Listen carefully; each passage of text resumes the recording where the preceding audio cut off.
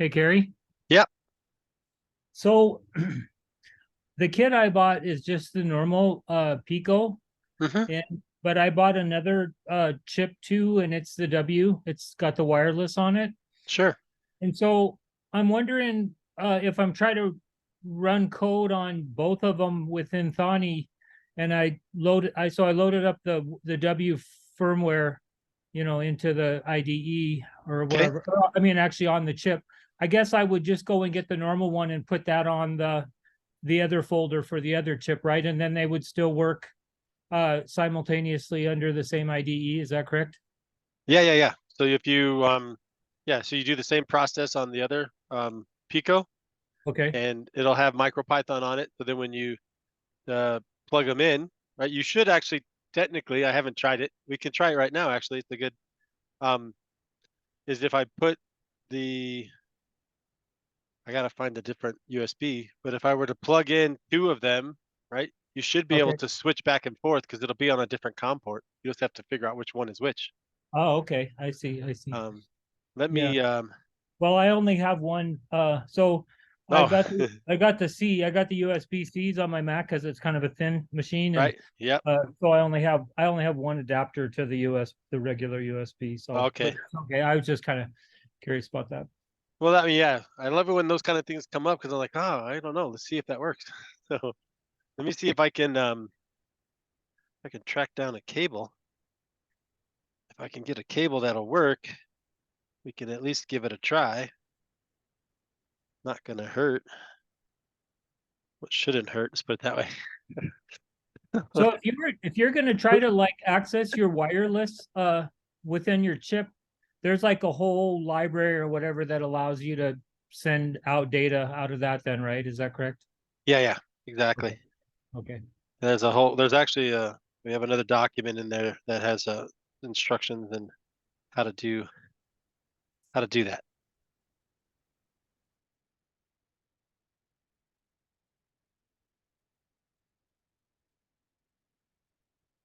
All right. Okay, so I have a W. Um, I'm running mighty thin on ports though. Let me see if I got a port I can use. Oh, I can. I'm going to use.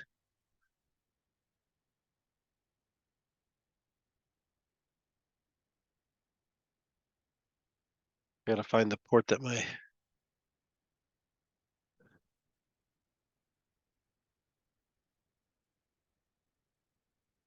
Unplug the scanner for now.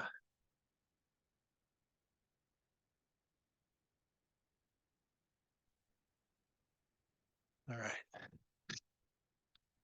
So I currently have this Raspberry or this Pico plugged um,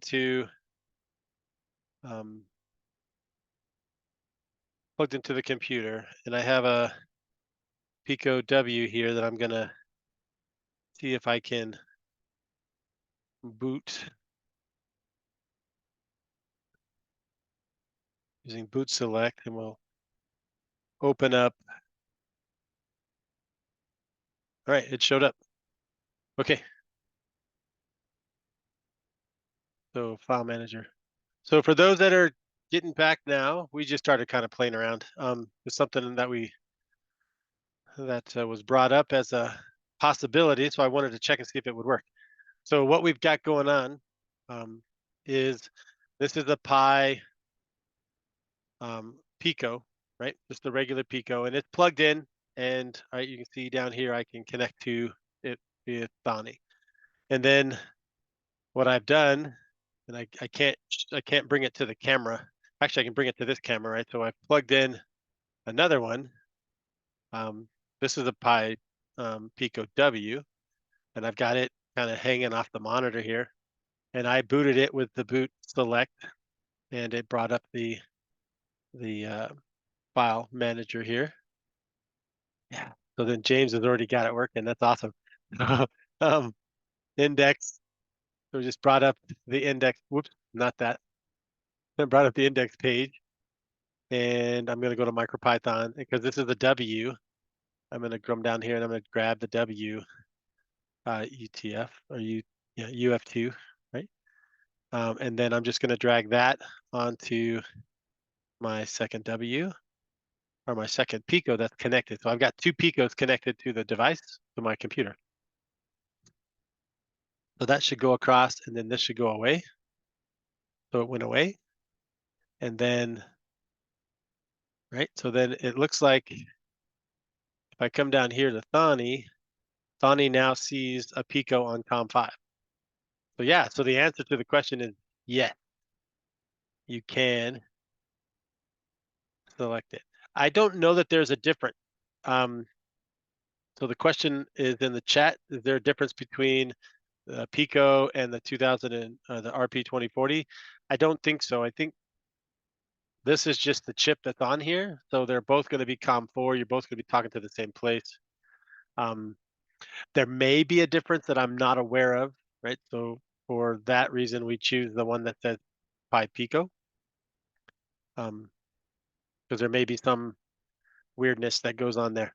Maybe you can address, I don't know, maybe you could address the processors directly for some reason. I'm not sure, but the That's the answer one is it says in that's the one it says in the manual too, is just to do the Pico. yeah, that's what I say. Let's we'll stick to that. You never know. Like when they have that, like there's always like, there's probably something else you could do that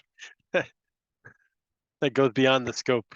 I love going beyond the scope. Okay, so yeah, so we have at this point I've got two Picos connected. One's a W, one's a regular, and I've got So what would Thani. be a fun thing would be is if you could like, so if you can address both of them in the same program, you could like turn one light on and then turn that one off and then turn the other light on the other chip and then kind of go back and forth and have them, So I don't know, something fun like that. But exactly, and so I love that because that's what I really want. Like that's what I want my students to start thinking. Oh, maybe I could try this. I try that. Like, so I will point out in the documentation. So when we talk about the documentation, and they had. Now I got to go back to where. Remember these pinouts, right? Right. Oh, where is it?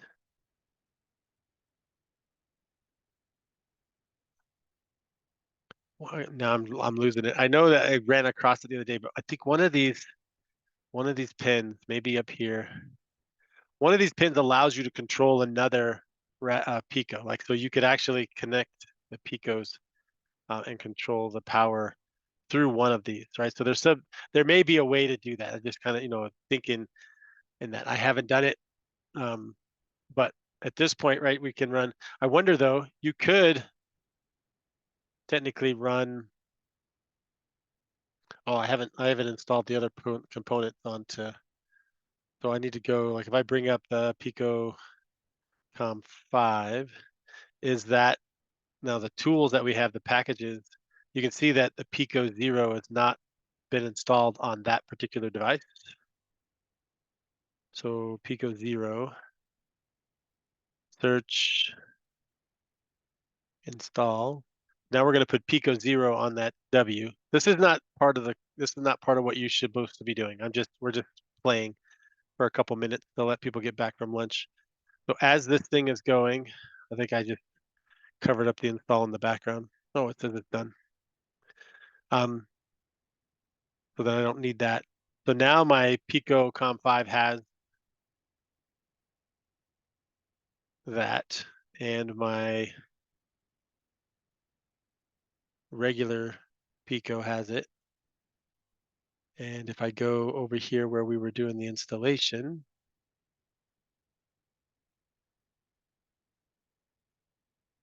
I don't think it's going to be the same program, but I think I could probably run the program.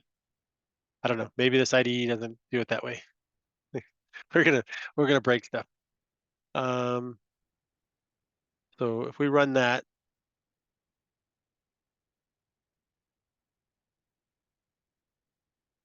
we should. Oh, is that one going? Oh, so that one's going.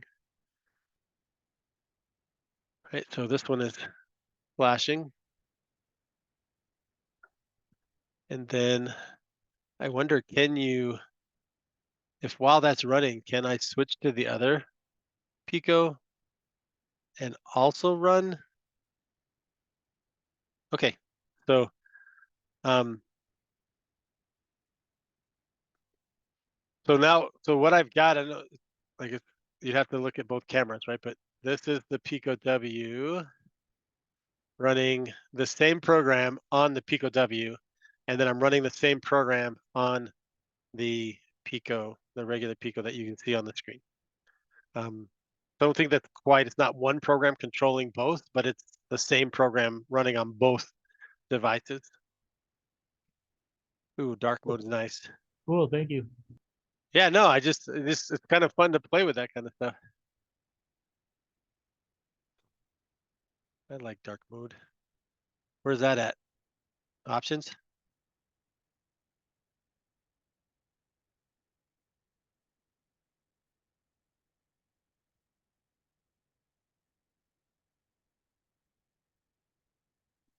Nice. Is that easier to see on the screen that I'm sharing, or is it?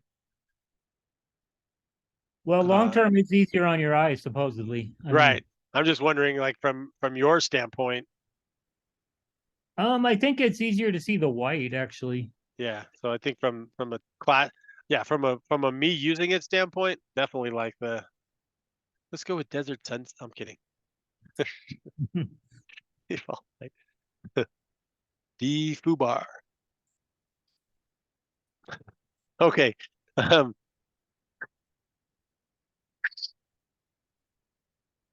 start to laugh. You causes all kinds of issues. Okay.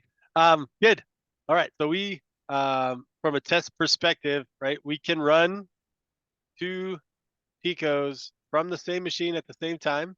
I think there's a way to tie them together. I haven't figured that out yet. Maybe we get to that later in the week. However, let's kind of get back to where I'm gonna go ahead and stop that one. And I need to switch over to the other Raspberry Pico and stop that one as well. All right, so that one stopped in off mode. And I know we're about to play with the lights, so I'm not overly concerned about this LED being on right this second. Okay, so we're on chapter 2. Chapter 2. So let me do this before we get rolling. Is the level of Python, right? What level of Python do you have? Let's do a scale 1 to 5. 5 being right, you teach it, you're good. That's the level, right? 1 being I've never touched it before. If you can throw it out there real quick so I can get an idea, so I know what level of explaining I need to do.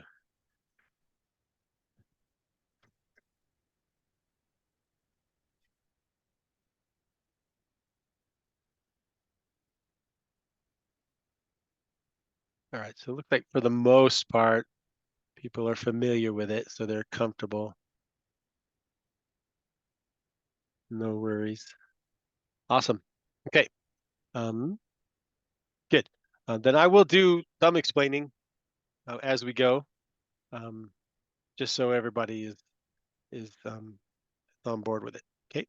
So we've already done this first MicroPython. We did it right before lunch, right? We just did the print hello world. If you haven't run that, right? So you just run that command here down in the interactive section, right? So this is where we would write a script, right? Where we can code and then we run the code. Down here, if you type a command, hit enter, it runs the command automatically. So print, parenthesis, quote, hello world, quote, parenthesis. Okay. So in Python, the print command is a lowercase. If you do uppercase, it's not going to function properly. And you can see it just printed hello world. Okay. Let's say I missed something. Let's say I forgot a quote, right? And I hit enter. It's going to give me an error, right? Syntax error, invalid syntax. It's going to tell me line 1, right? There's only one line. I'd have to just kind of review through the line. What did I miss? Oh, I missed a quote right there, right? So then down here, I do an up arrow, just like you would in a command line to get to the last command that you wrote. I would tab over or arrow over and then put my quote in, hit enter and run the command. Okay. So if you have an error, right, just look at what the error code says. It'll tell you, give you an idea what's going on. Like earlier when we were troubleshooting with Mike, right, he said machine doesn't exist. So I'm thinking to myself, what would cause machine not to exist? And one of those things would be, well, you're not actually running on the Pico. You're actually running down here on the local Python, right? Because machine, the library machine isn't on the local computer.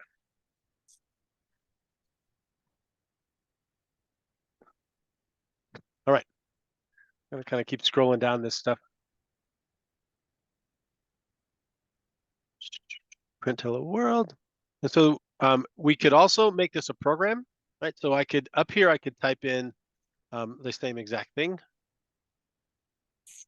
right? So the typing is bad enough, so copy pasting is great, right? So I could do the same thing on the top half of this interface, and if I hit, I can hit save, right? So let's hit save, and on this case, I'm going to go ahead and save this on. I have the option. I can save this locally, or I can save it on the Pico, right?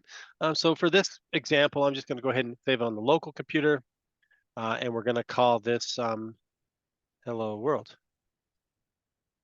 right?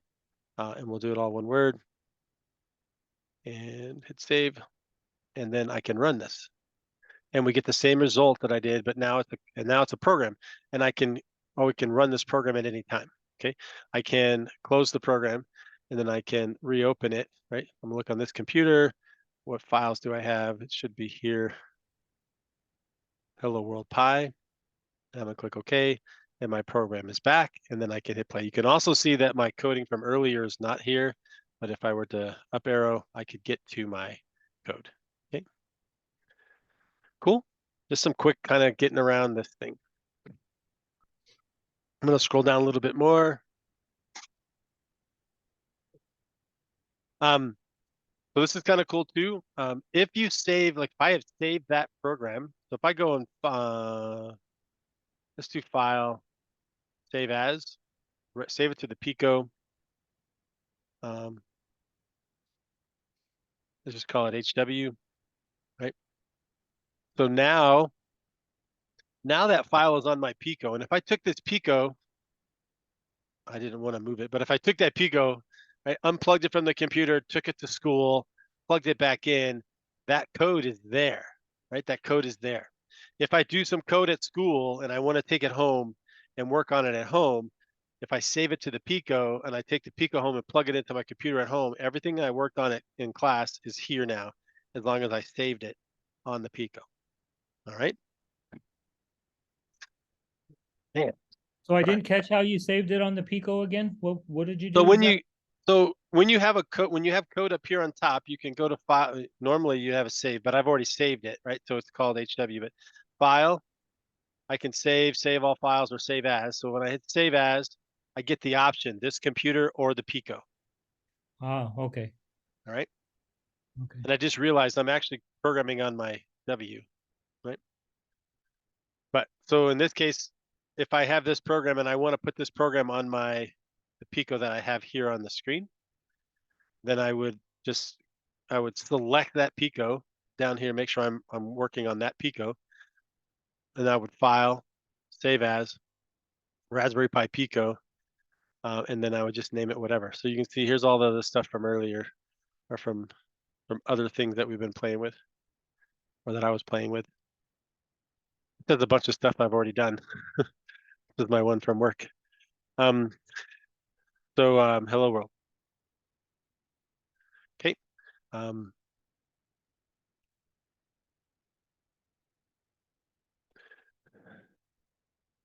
File names, is it also where the uppercase and lowercase are a big deal? And I think if you can think back to when we were troubleshooting with Mike again, I asked, did you use capital machine or lowercase machine, right? So lowercase machine is the actual right library that we want. An uppercase machine would not be the same library. So hello world with the H and a W capitalized would be what I would want to call if I need to call it.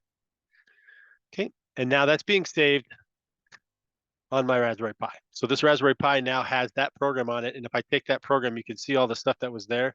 That's all stuff that I had done in class with students. And it just kind of comes with us. So it's pretty nice. Right? And it just, as long as you don't fill up your 2 gigs of 2 megs, the 2 megs, I think it's 2 megs. Yeah, can't see it being gigs. 2 megs. 2 megs worth of stuff. Okay. So just be aware of that. Like if you file save, you can save on your local computer, or you can save to the Pico. If you save it to the Pico, you can then use that. You can keep it with you, and when you plug it in, you can bring that code back up. The other cool thing that, if I'm not mistaken, let's go. If I do file save as, yeah. So is it writing it into the actual 256K memory, or is it saving it in Flash, or how?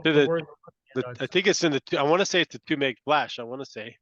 Oh, okay, okay. Here's all the stuff that I have. So now it might not be. We can double check, but so like I got data logger, hello world, right? So here's a bunch of programs that we'll create as part of this. Now, so something interesting. I want to see if this is what it's supposed to do, right? So if I I'm going to go ahead and click new here. I'm going to bring up a new file. I'm going to go grab that little Pico 0 code that we liked, right? Just that double testing thing, right? And if I hit stop and I hit run, we should get a flash here, right? So we got a flashing. Everybody comfortable with that? Now, if I were to if I save this on the Raspberry Pico, oh, it's busy because it's running a program. It doesn't want me to save it to it. So let me stop the program. So the flashing is off. If I save this on the Pico and I save it as main.py, okay? If I save it as main.py, right? So right now you can see it's turned off. I'm going to, if I unplug it and plug it back in, the program should automatically, if there's a program on the Pico that's called main.py, it should start running that program. Does that make sense? So if you want something to run over and over again all the time, anytime this thing is plugged in and running, then we name it main.py and we save it to the Pico. That's my understanding. So what you could also do is you could put, instead of using your USB to power it, you could, if you had like a battery pack or something, Correct. You could actually just power it up with battery and then it would run. Exactly, right? So that's we're going to use the computer to test that, but right now you can see it's not flashing, okay? If I unplug it, so you can see my Thonny freaked out, right? Because hey, the device I was working on is gone, right? Connection's lost, okay? If I plug it back in, that code that I just saved should start running. And there goes the flashing, okay? So this code, because it's saved as main.py, will run on this device. If I don't know if I have a sufficient battery pack. I know I have battery packs.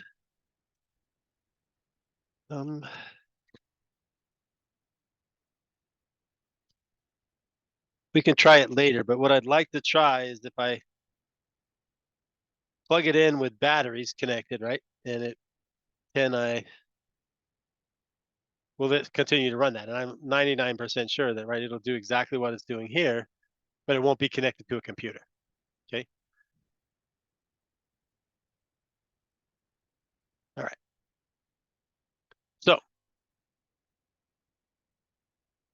So far since lunch, we've established we can connect two Picos to a machine and communicate with either one. We just switch back and forth down here in the bottom.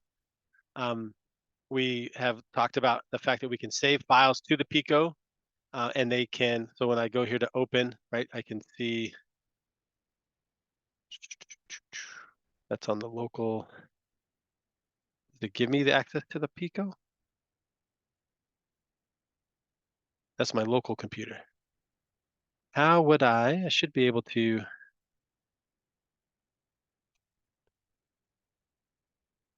So when I clicked open this time, it gave me, do you want the computer or the Pico? And I'm on the Pico here. Okay. I'm going to delete the main.py program. Right. You can see that it stopped over here because the program is no longer running because the programmer no longer exists. Okay. But I can access either one through the Thonny interface as long as I'm connected to it. Okay, so I can save files there. I can pull files off. I can put files on, whatever the case is. Cool. All right. The next couple things it just wants to kind of teach us a little bit about looping, right? So this next program, so we can just, I'm just close these up real quick, do a new interface. Next program is pretty straightforward. We're going to print loop starting. Right, so we just want to start a real quick loop. And the reason we do this is a lot of the stuff that we're going to do on these devices is looping, right? So if we're going to continually grab data off of say a temperature sensor or a air quality monitor, it's going to be done in a loop, right? So we're going to have it check on a normal basis. This whatever the item is. So they in the book here, they, like I said, this chapter is really basic, like just kind of getting an idea. So in Python, for I in range is what we call a finite loop, or I call a finite loop. It's a counted loop. So we're going to tell it we want you to count 10 times. Okay, so it's only going to go through this loop 10 times, and then it's going to drop out of the loop. Okay. Another important thing with Python is that if you want something to run inside of a loop, or like if we're running something, like if we're doing and you'll see an else statement here in a minute, but that needs to be indented to be inside of this loop. So everything that's indented underneath this, right here, it's going to run. It's going to be part of this loop. And this I right here, that's a variable. I can call that anything. I is a common. We just use I as a common indicator, but you can do like for number in range, for A in range, for Q in range, for whatever variable you want to call it. But in this case, we're going to do 10 loops through whatever we're going to do here. Right, and if we scroll down a little bit, right, and what's nice about the book, right? So if you're not familiar with any of this coding, you can read this. This be your homework, right? If you want to better understand it, read in between the lines here. Like, so this is the line that we just typed, but if you read in between, it really does a good job of explaining. And I'm trying to just kind of real quickly explain these things. So inside of this loop, and we need to be indented 4 spaces. I use a tab, which I think is not. I think the Zen of Python, they want you to hit 4 spaces. I always tab. But it's print, and we want to print, what we want to print here is we want to print the words loop number.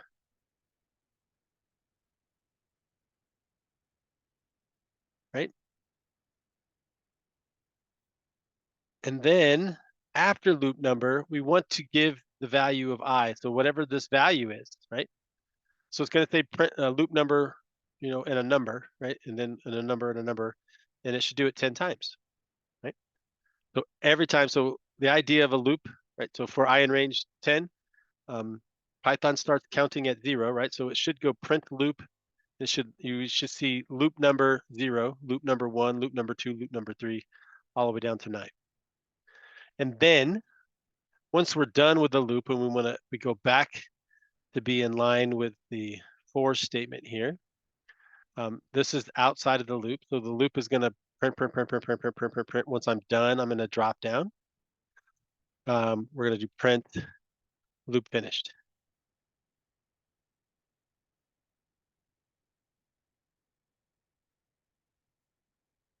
Okay. Right. So it's a real straightforward loop starting, loop number, loop finished. Okay. We're just going to run that code. Didn't like me right there. Problem. Oh, I got something running still. Let me hit stop. Oh, you know what happened? All right, I'm going to switch over. I can't. Remember I unplugged, I deleted off the main while it was running. Probably should not have done that. and it won't let me. I'm gonna kill Thani. Maybe not. It doesn't like me.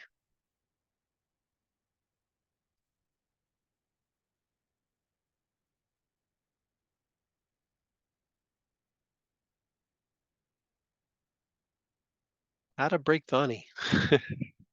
Delete the program while it's functioning. And it just doesn't want to. It doesn't want to go away. Give me a second.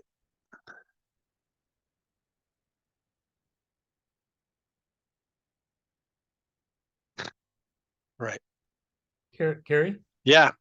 So when I just type a program in, it says soft boot. So I guess it's like trying to, I mean, I didn't read in any of that, any of the driver library or anything like that, or tell it to do anything like that. But it looks like it's still trying to run it from the Pico, I guess, right? If it says soft boot on it. Yeah, because it's going to be like whatever's down here is where it's trying to run it from. Like that's what Okay. it's. You see, mine was having issues connecting, Ah, and it freaked out because I had run that program before, right? And I did not. I should not have deleted it while it was running. I should have ended it.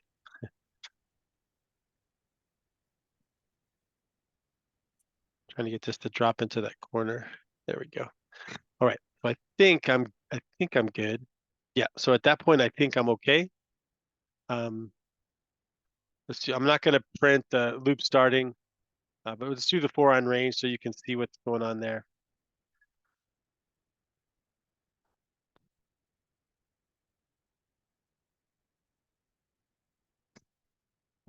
Print. you gotta have a in for I in. Thanks. I love having extra eyes. Fix things so much quicker. Okay. So the basic loop. What is going on when I hit play? Like it keeps dropping it down here. I can't grab it. I don't understand what that's doing that. There it goes. Okay, so I'm having some issues here. Script produce errors, Thani's backend log. Stop, restart, or hard reset your MicroPython device. Try again.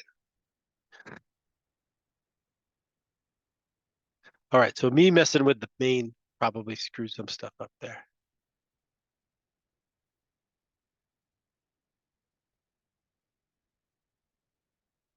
It just locked there. Could you just like shut everything down and just put the cord back in and Well, everything like in or yeah, and I did. I unplugged it, right? I unplugged it and then replugged it back in. oh when it was running still. Yeah, so then I'm wondering if I need to. Just try shutting down Thani once and did you try that and then bring it back up again? Yes, sir. Oh, So yeah, so what I'm going to do right now is I'm going to actually end Thani. So yeah, so I was playing around, and goes back to that break things, right? So we break things here so that we don't break them elsewhere. Deleting main.py is probably a bad idea. And that's what I had done earlier. So what I'm gonna do real quick is I believe I booted this one back up, right? I booted it back up with you can see here that it's there. And I need to grab, I'm gonna just go grab the right ETF file again real fast. I'm just gonna I'm gonna throw a new file on it. This is the regular Pico. Let's see if that resets my mess. So these are good things to see here because, right, if students do the same kind of messing around that I did, and their machines go haywire on them, we can troubleshoot with them. So all I've done is I reconnected my Pico. If I open from the Pico, Let's do that hello world just to have something that we can run. And now I've got a successful run. So, okay, so all I did to fix this so far, right? We're gonna see if we run into problems here with the loop. It shouldn't be a problem with the loop, but I, it was giving me a communications error. I deleted off the main.py file, right? So I think my problem was is that it needs a main.py file for it to function properly. And every time I was trying to send something to it, it would give me some kind of communication error. So my fix was to simply, use the boot select to boot the drive so I could see the drive in my file manager, copy the MicroPython file back over on top of it to replace that file. So I think I'm okay at that point. That loop information, so it shouldn't be, I don't anticipate having an issue at this point because I was able to send that hello world file. In fact, I know I also have, if I open from the Pico, don't we have, oh, we have an LED. Let's see what this program looks like. From machine, import sleeve, pin 15. So pin 15, if I do pin 25 is the onboard LED. I'm gonna just run this code and see if we get a flashing light. And we get a flashing. Okay, so I've got my communication back with my computer. Awesome. Let's stop. What you want to try like a little experiment? So just have it range through 1 through or 0 through 9, and then have it just blink the LED like every time it goes through the loop or something, or I don't know. Yeah, I think we're good. I mean, at this point, I've Okay. stopped that one, and then the range, like, so we can just do the whole print loop thing, right? Print, Oh, printing the loop. Okay. Okay. yeah. Loop. What's the word we're looking for? Iteration. Right. Loop number. Loop number. Right. And then and that's just that should just run. Right. There's my loop 0 through 9. Okay. So I'm comfortable that I've got that back and functioning the way it should be. Okay.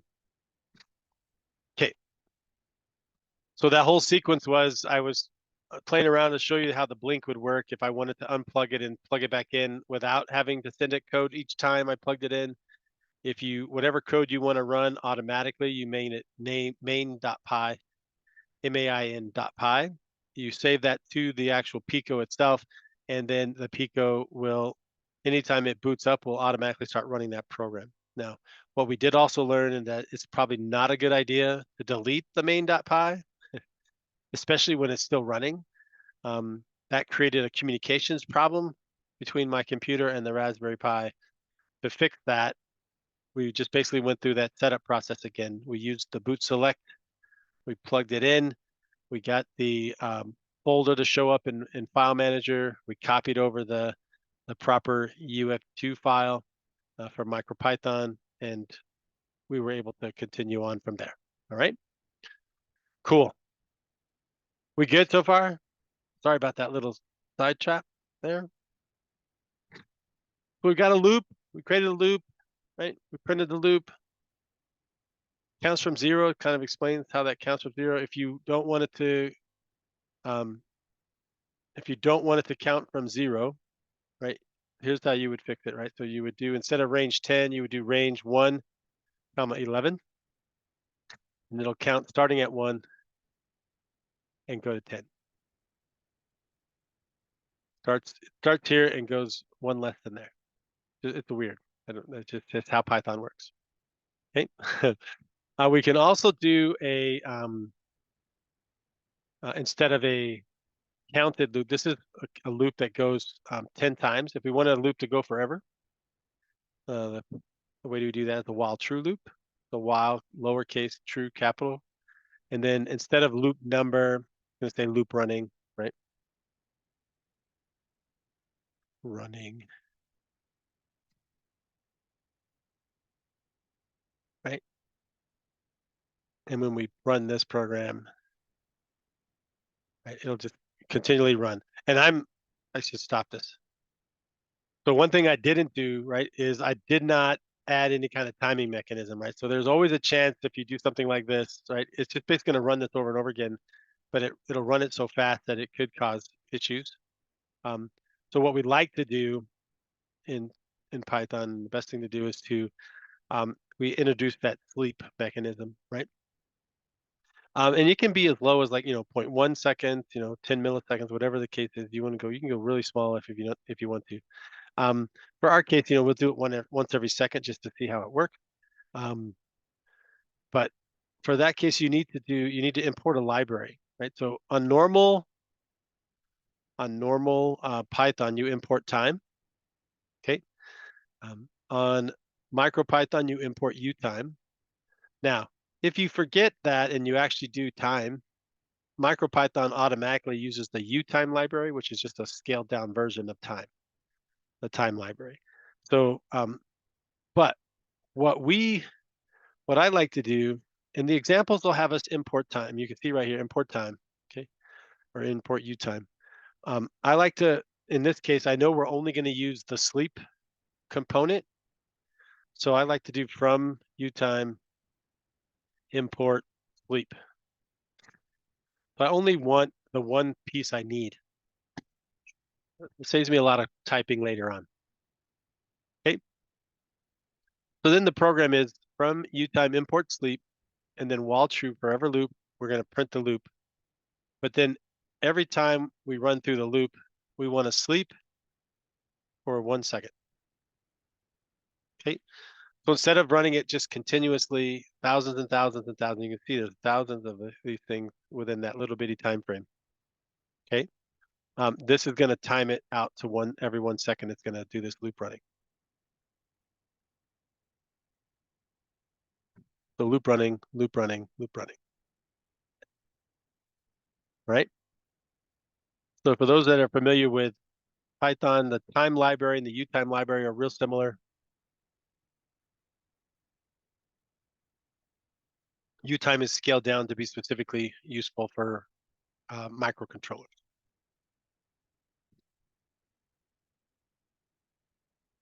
All right, and in order to kill this, right, you just interrupt it with the keyboard, Control C or escape. Right. So then changing the loop. So can change the loop back to a definite loop again. Can you add a second definite loop in the program? Or how can you add a loop within a loop? And how would you expect that to work? All right. So that's what's kind of neat about this book is that, and these are the things that I have my students work on more so than like go through the book, do this code, but what I really want to see is these kind of things. So I have my students do these loops here where they create a loop inside of a loop, right? So in that case, right, if I wanted a loop to run inside of this loop, we could do print running, and then we could do for I in range, and let's just do like 5. Each time it goes through this, it's going to do 5 of these, right? And that needs to be indented to be inside of that loop. So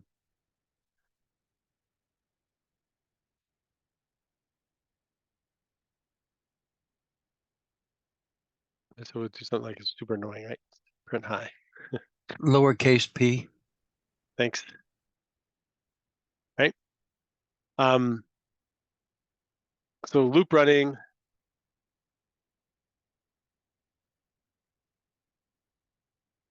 And then inside of that loop, we'll print. It'll say loop running high. And then it'll we'll just sleep for a second, and then we'll do the whole loop over again.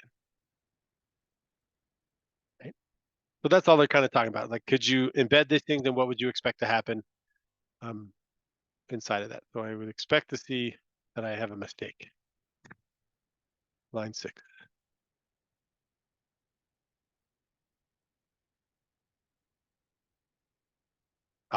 Because I don't have a colon here.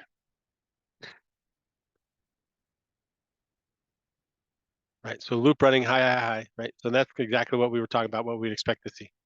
Okay, so those are the challenges. Like I want my students to kind of work through these challenges versus just simply getting this other stuff to work, right? This is nice that we got it to work, but we had the instructions the whole time.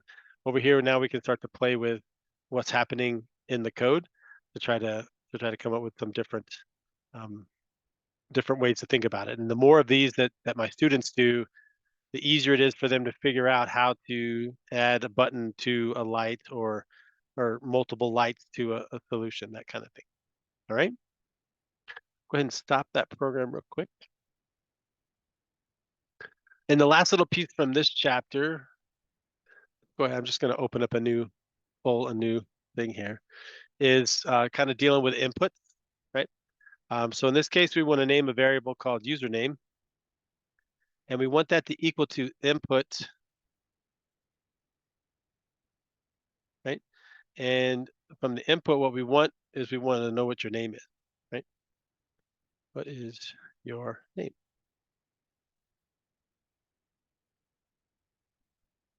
Okay, so username equals input. What is your name? Okay, so with this one line, if I run that code, okay, it should down here say, what is your name? I should click down here and type my name, and then it will return back to the prompt because I'm not doing anything else at this point. But what I have done is my name now is the username. The variable username is equal to my name. So if I run this code, what is your name? Right? And that's the entire, all this code is doing. What is your name? My name is Carrie, right? So if I wanted to do something with that code, okay, we could print that name, right? So we could do something like, the next line would be print, and your name is, and then I want to put a quote and a comma, and then I want the string value of username. I should spell name correctly, that'd be good. Right, and that all goes like that. Right, so what I'm hoping, I did that right, is I'll type my name Carrie, and then it should reply back, your name is Carrie. So we'd stop and enter. Right, so that's what we're looking for. Okay. So in this case, right, so the value of username is Carrie because that's the input that I gave it. If I gave it any other input, it would, obviously print out whatever else I needed to print out. Okay, this is a real basic input. So there'll be times later on that we need to use input. That's kind of what they want us to get used to. And a lot of these exercises, they're real simple for us to just to get a basic, kind of start thinking about how this works. Okay. I tell my students, especially in my IoT class, I'm not trying to make them programmers. What I'm trying to do, what I'm trying to do with all of these things, especially with the coding, is where the coding is concerned, is I'm trying to get them familiar enough with how code works so that if they were to see a piece of code, they would have an idea of what was going on with the code. So if they're a sysadmin and they're trying to put together a script, they would have an idea of, they borrowed somebody's script, they would have an idea what's going on, and they can make modifications to that script. Okay, so the same kind of thing here. We're just trying to understand how the code works so that we can make changes later on. Right, so the next piece here is, right, it kind of fits right into my wheelhouse, right? If username is Clark Kent, right, then you print your Superman. Otherwise, if you add something other than Clark Kent, I'm going to print, hey, you're not Superman. Okay, so this is giving us some choices that can be made, right? So logical or conditional statement. We can, if this is true, right, then do something, and if it's not true, then do something else, right? So that's the same kind of thing that we can do with our coding of lights. If the temperature is above this range, then, right, turn the light to red. If the temperature is below this range, then turn the light to green. That's kind of the idea. So the same thing, we're just doing it in code on the screen. Start a new one real fast. If username equals okay, Clark Kent.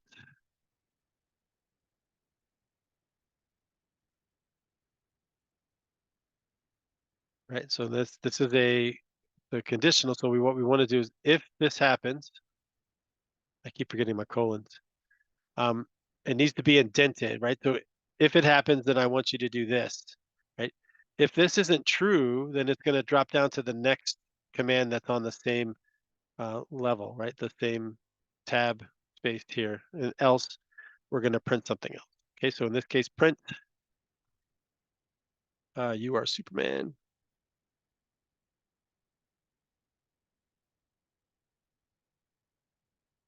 Okay. Or else we're gonna, whoops. We're gonna print you are not Superman.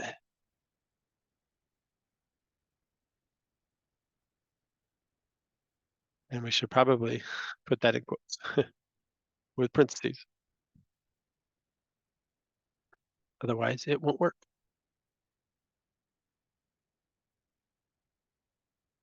Right? So just a real simple if username is Clark Kent. Right? Now, how are we going to get username? Right? Probably should go back over here and grab this line and insert it above this so we can actually get an input, right? Otherwise, we have nothing to go on. Okay, so username, these variables match, right? So username is going to be set to whatever I type in. Then it's going to ask the question, you know, are you Clark Kent? If you are, you're Superman. And if you're not Superman. Fair enough. So if I put in my name, Carrie, it should say you are not Superman. Right? And if I run it again, oh, that's the whole, I didn't stop everything before I started again. What is your name? If I put in Clark Kent, you are Superman. All right, so keeping with the theme, if I wanted to check maybe some other superheroes, right? I could put after, so I'm asking if you're Clark Kent. That's the first one, right? So then I could do an elif, which is the if this, right? So if this is this, or if this is this, or and finally else, right? So else is like we're gonna do this because nothing else matched. Everything, you know, the elif is gonna give me the option to say, hey, if your username is equal to Bruce Wayne,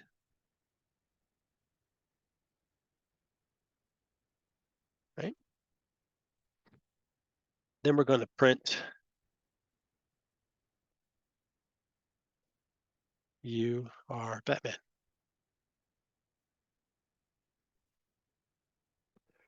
Okay. So I'm going to ask for your input. You're going to type something in. If it equals to Clark Kent, I'm going to print your Superman. And if it's not, then I'm going to ask. I'm going to look and check and see if it's Bruce Wayne. And if you're Bruce Wayne, then you're going to be Batman. And if you neither one of those, then you're not Superman. So you are not a superhero. Let's go with that. Easy enough.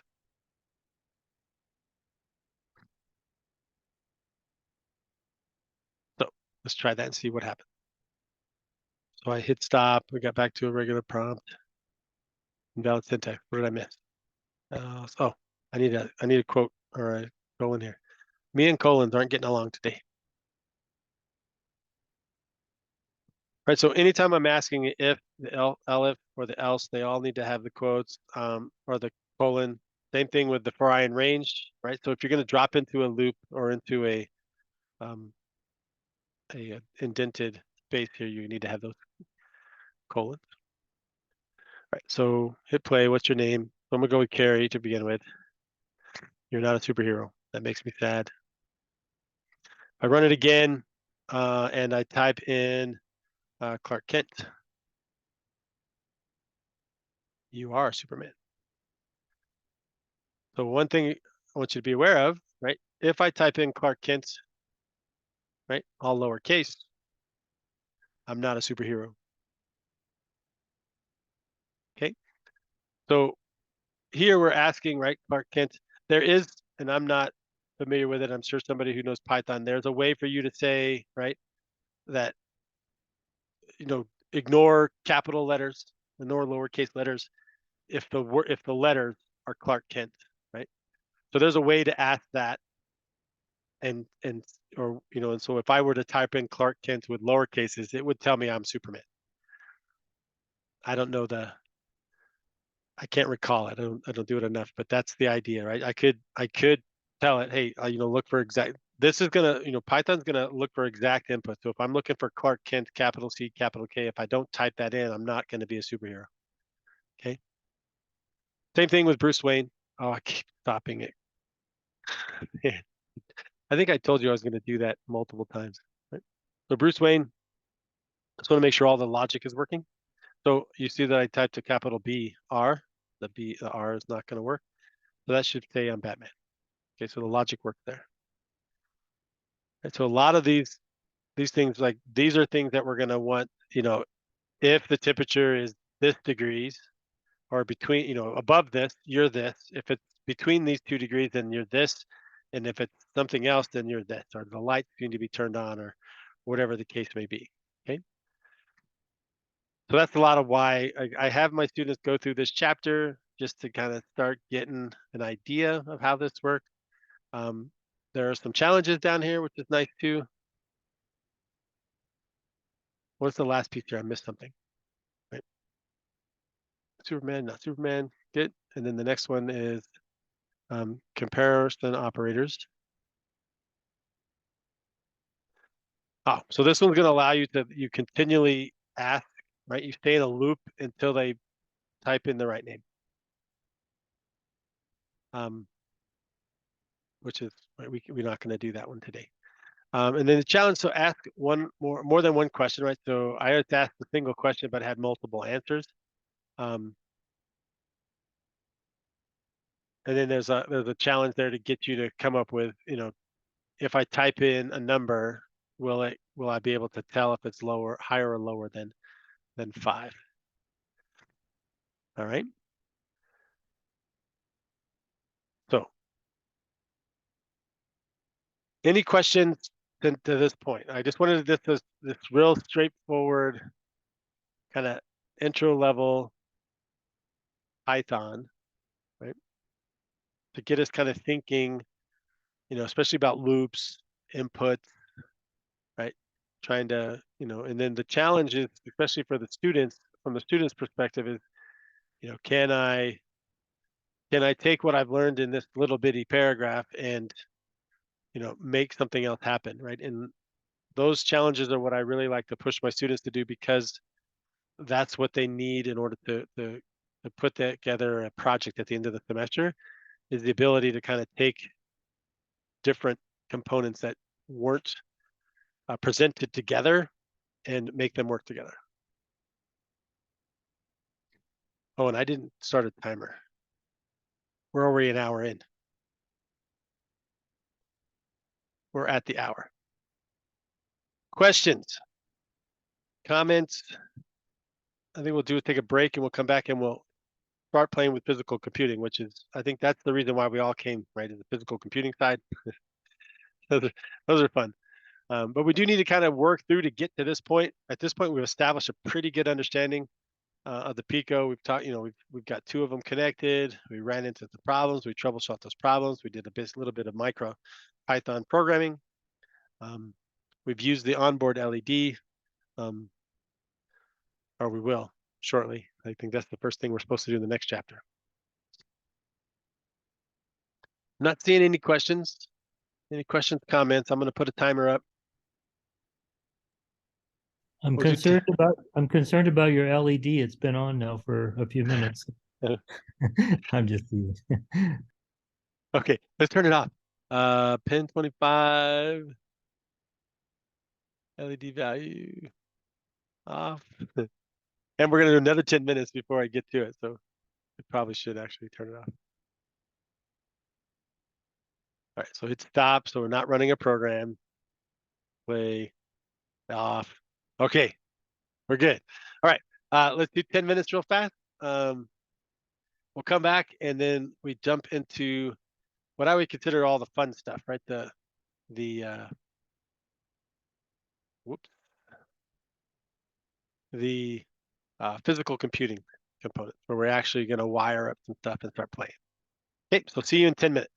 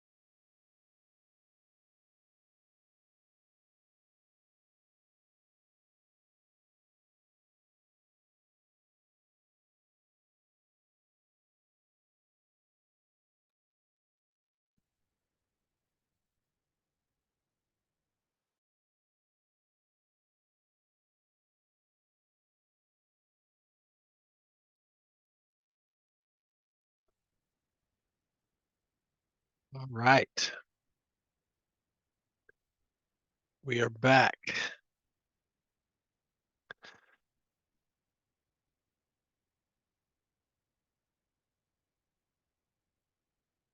Okie dokie. So this was the slide deck, right? So programming with MicroPython. So we did the Python lesson. That's just that introduction lesson just now. It's just the loops and the inputs. Then we're going to move on to the third chapter, which is physical computing with the Raspberry Pi. Right. So just so that we know we're still on track and on agenda. So part of what you needed to do this as we're getting ready for this class was to buy a kit of stuff, right? So what I've done is, nope, wrong box. I have this box over here.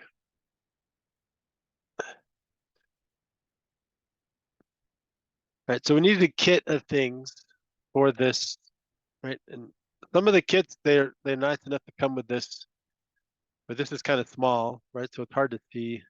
Well, I guess if you're old like me, it's hard to see.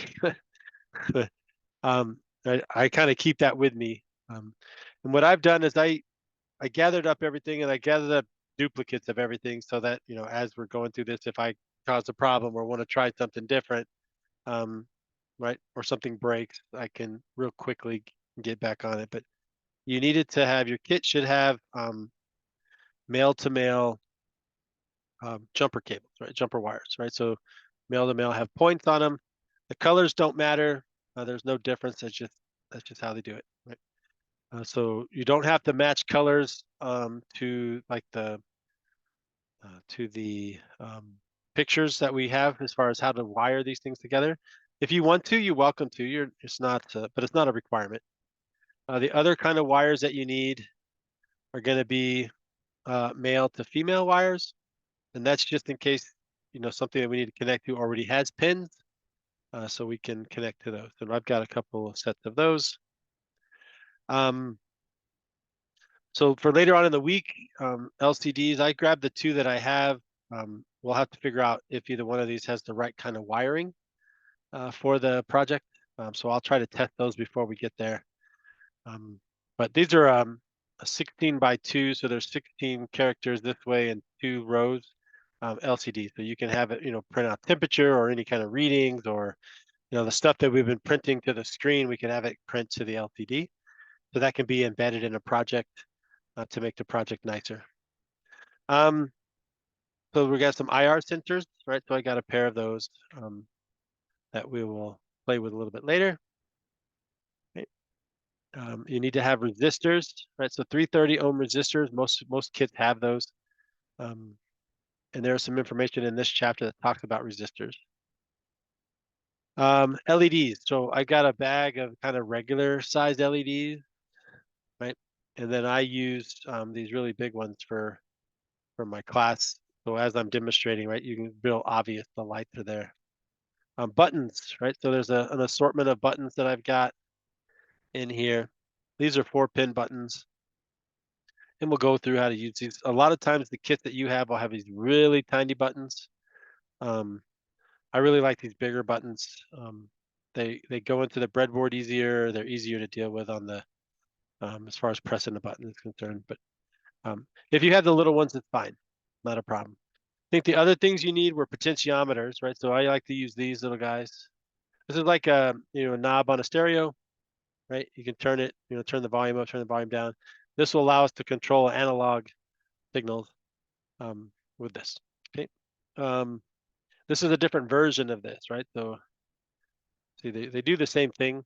This is potentiometer, right? The pins are just a little slightly different, and it would work, but it works the same way. And then the last, actually the last, not the last item, but the next item is these are buzzers, right? They should be active buzzers. They're pulled. You see by the, hard to see those, but the size of the legs are different, right?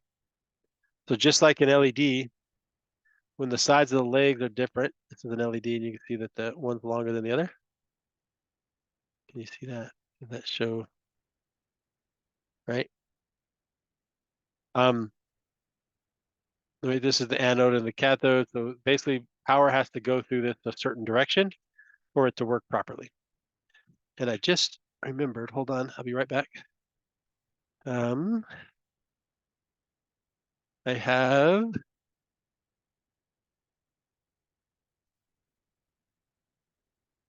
the very last chapter in the book, which I've never done because I've never had a set of LEDs for it.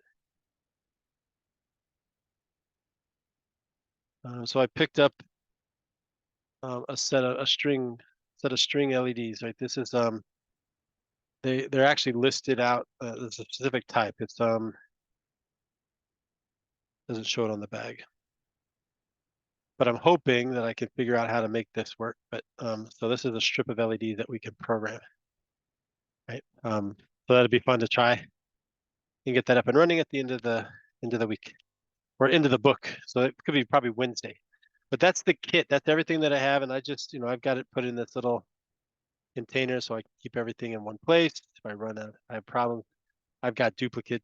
Again, as an instructor, I like to make sure I can make everything function from that point forward. So that's the kit that we're going to play with. Including with that was the breadboard, the Pico, and the power cable for to complete the kit. All right. Awesome. So, like a lot of people, I think right off the bat, it says when people think of programming or coding, they think of think about software, right? Code that wrote software, interfaces, things like that. Physical computing, which is really fun. And if you guys haven't checked out the chat and seen the the picture that James posted, you got to see that. Because that's exactly what's going to happen here shortly. Physical computing, though, is we're actually going to write code that actually will make things happen in the physical world, right? We're going to turn on lights. We're going to, use the Pico to turn on lights. We're going to use a button to turn on lights. We're going to try a bunch of different things and see how it goes. We're going to make traffic lights, kind of work through that process. So it's be pretty fun. The pins, right? So they kind of review these pins, right? So GPOs, right? So GPIO is what it actually stands for. GPO 0, 1. These are addressable pins. So in the code, you see my set of code over here. I have,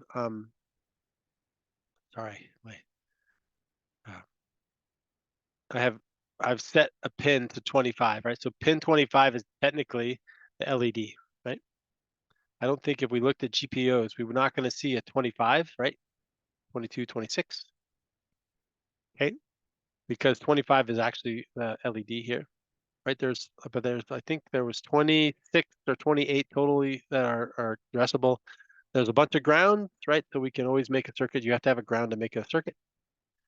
And with these pins, I can send power to the pin, or I can take power away from the pin. Okay. And that's going to be the bulk of the stuff that we're going to work on, is using these GPIO pins. Okay. There are some other things on this board, right? So the 3v3 out. So if I wanted to push just 3 volts of power out, so that's how much power is required by the board, by the system, and I can send that kind of power out. And we'll see that when we get to the button. We're going to actually send power through the button, and then when we press the button, we disconnect the power, right? Or actually, I think it's disconnected, and then you connect it. So then that's how we trigger an event happening. Okay. So we'll use 3v3 to get that. There's a couple other pins up there, like that VSys pin at the very top corner, directly connected to the internal power supply. Can't be switched off without turning the power off. So we don't mess with that one.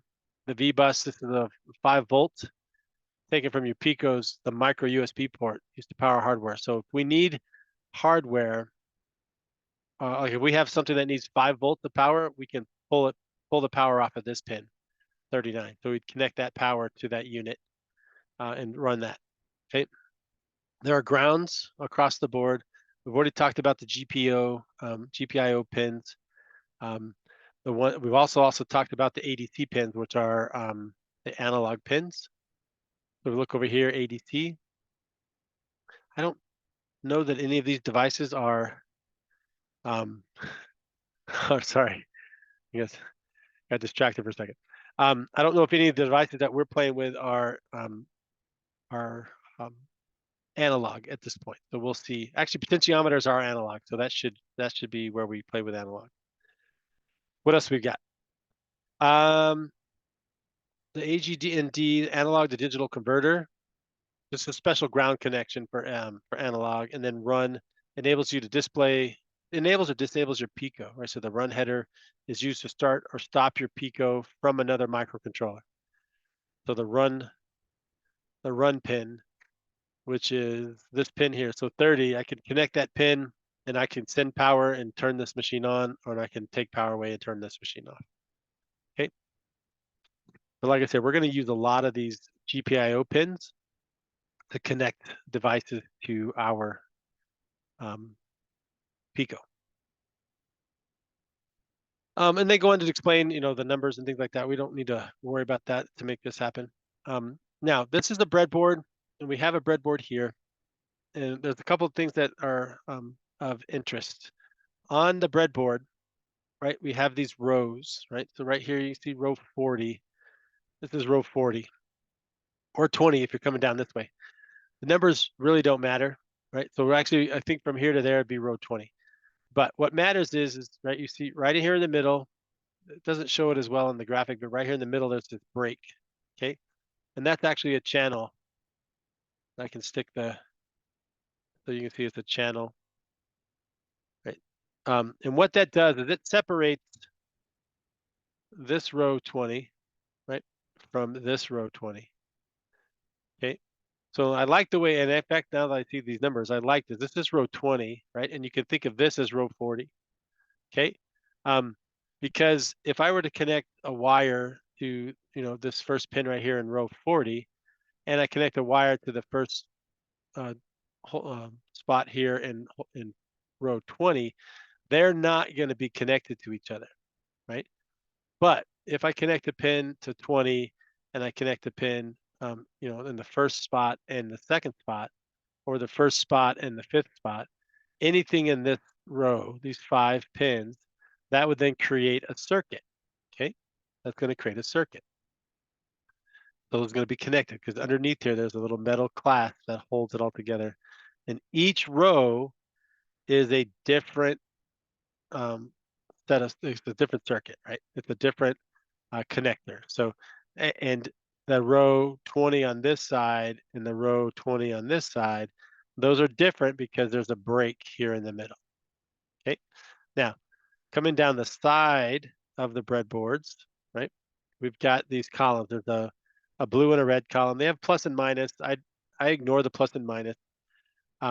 What I want to be familiar with is if I plug something in, say if I plug a ground into this first pin here on the red side, and I want to connect the ground to an LED that's over here, I could take a wire from anywhere on the red column and plug it into the row that the LED leg is on, and it would create a circuit, right? It would create a connection between those two. So likewise, if I were to pull power, like maybe I needed 3 volt power, right? So 3 volt power is, if we go back up there, I think it's the pin 5, right? I think pin 5. So right there, if I count 1, 2, 3, 4, 5. So up here, 1, 2, 3, 4, 5. So if I plug a pin in here in pin 5 and I connect it to the blue, if I come over here and I connect to the blue and I connect to a device, then I'm actually connecting that device to that 3v3 power that's provided by the Pico over here on the board itself.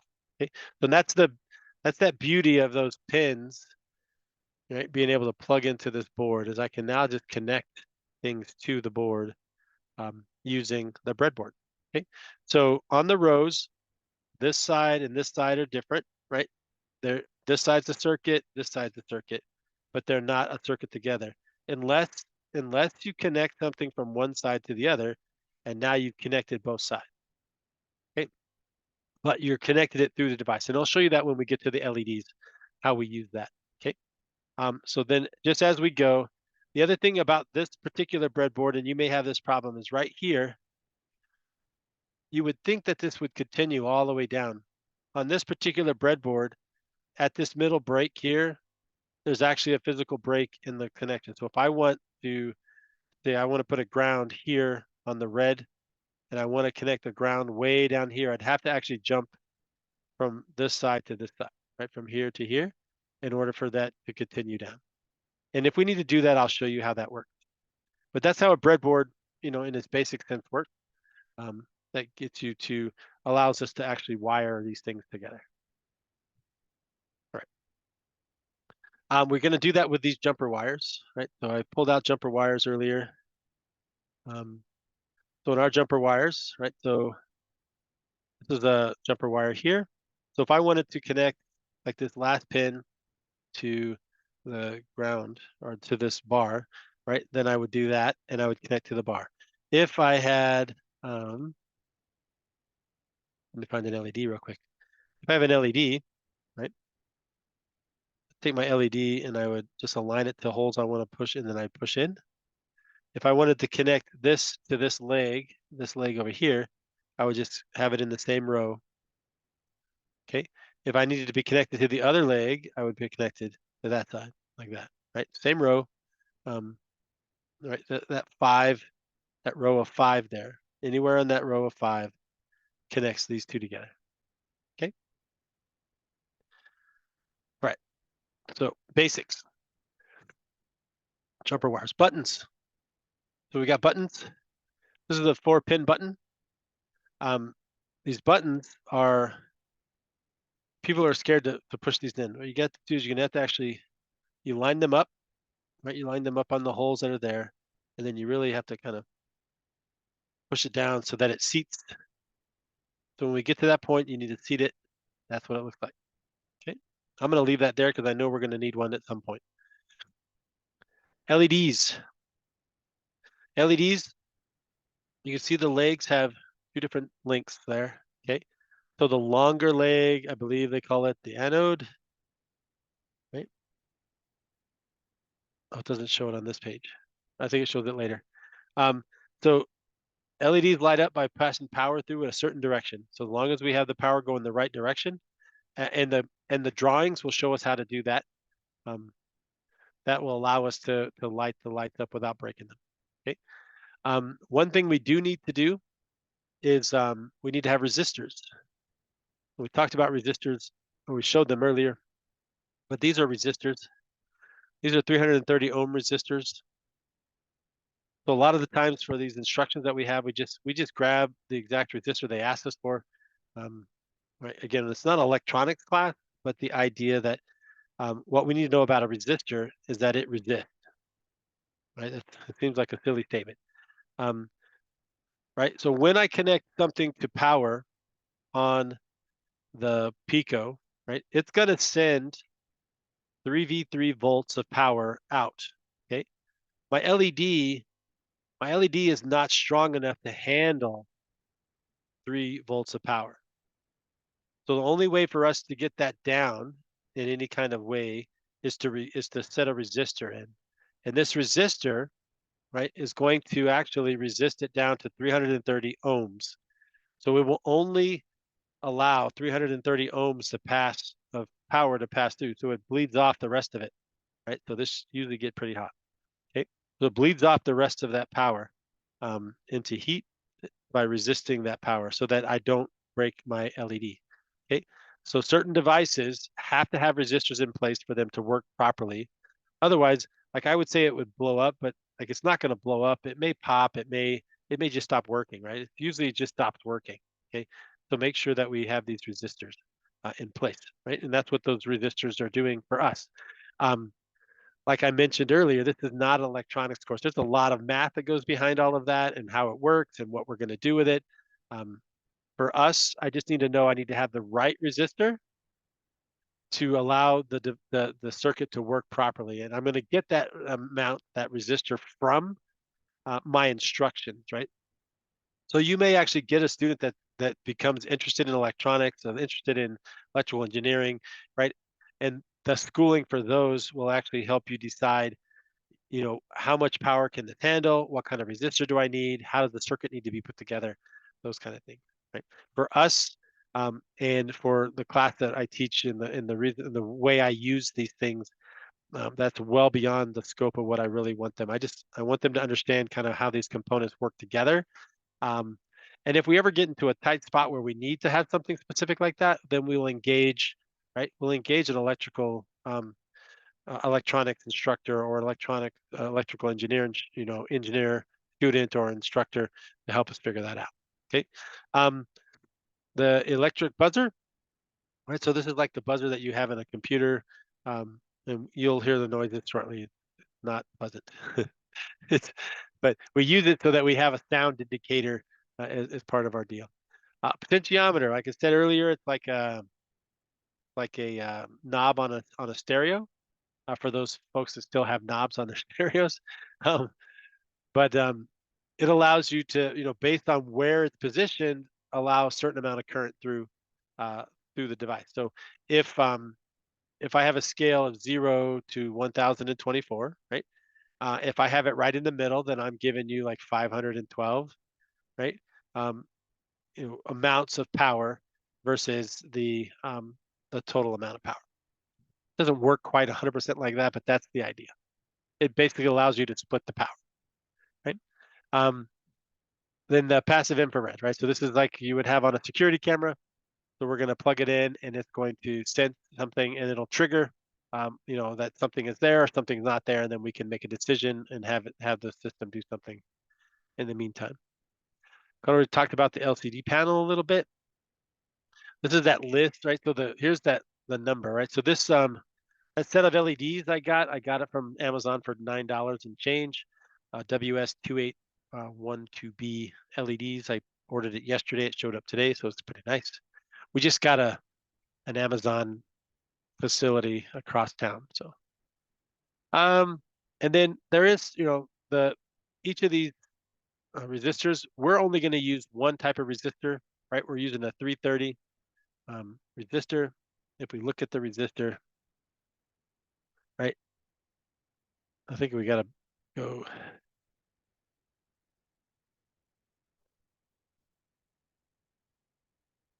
Hard to see the colors on there.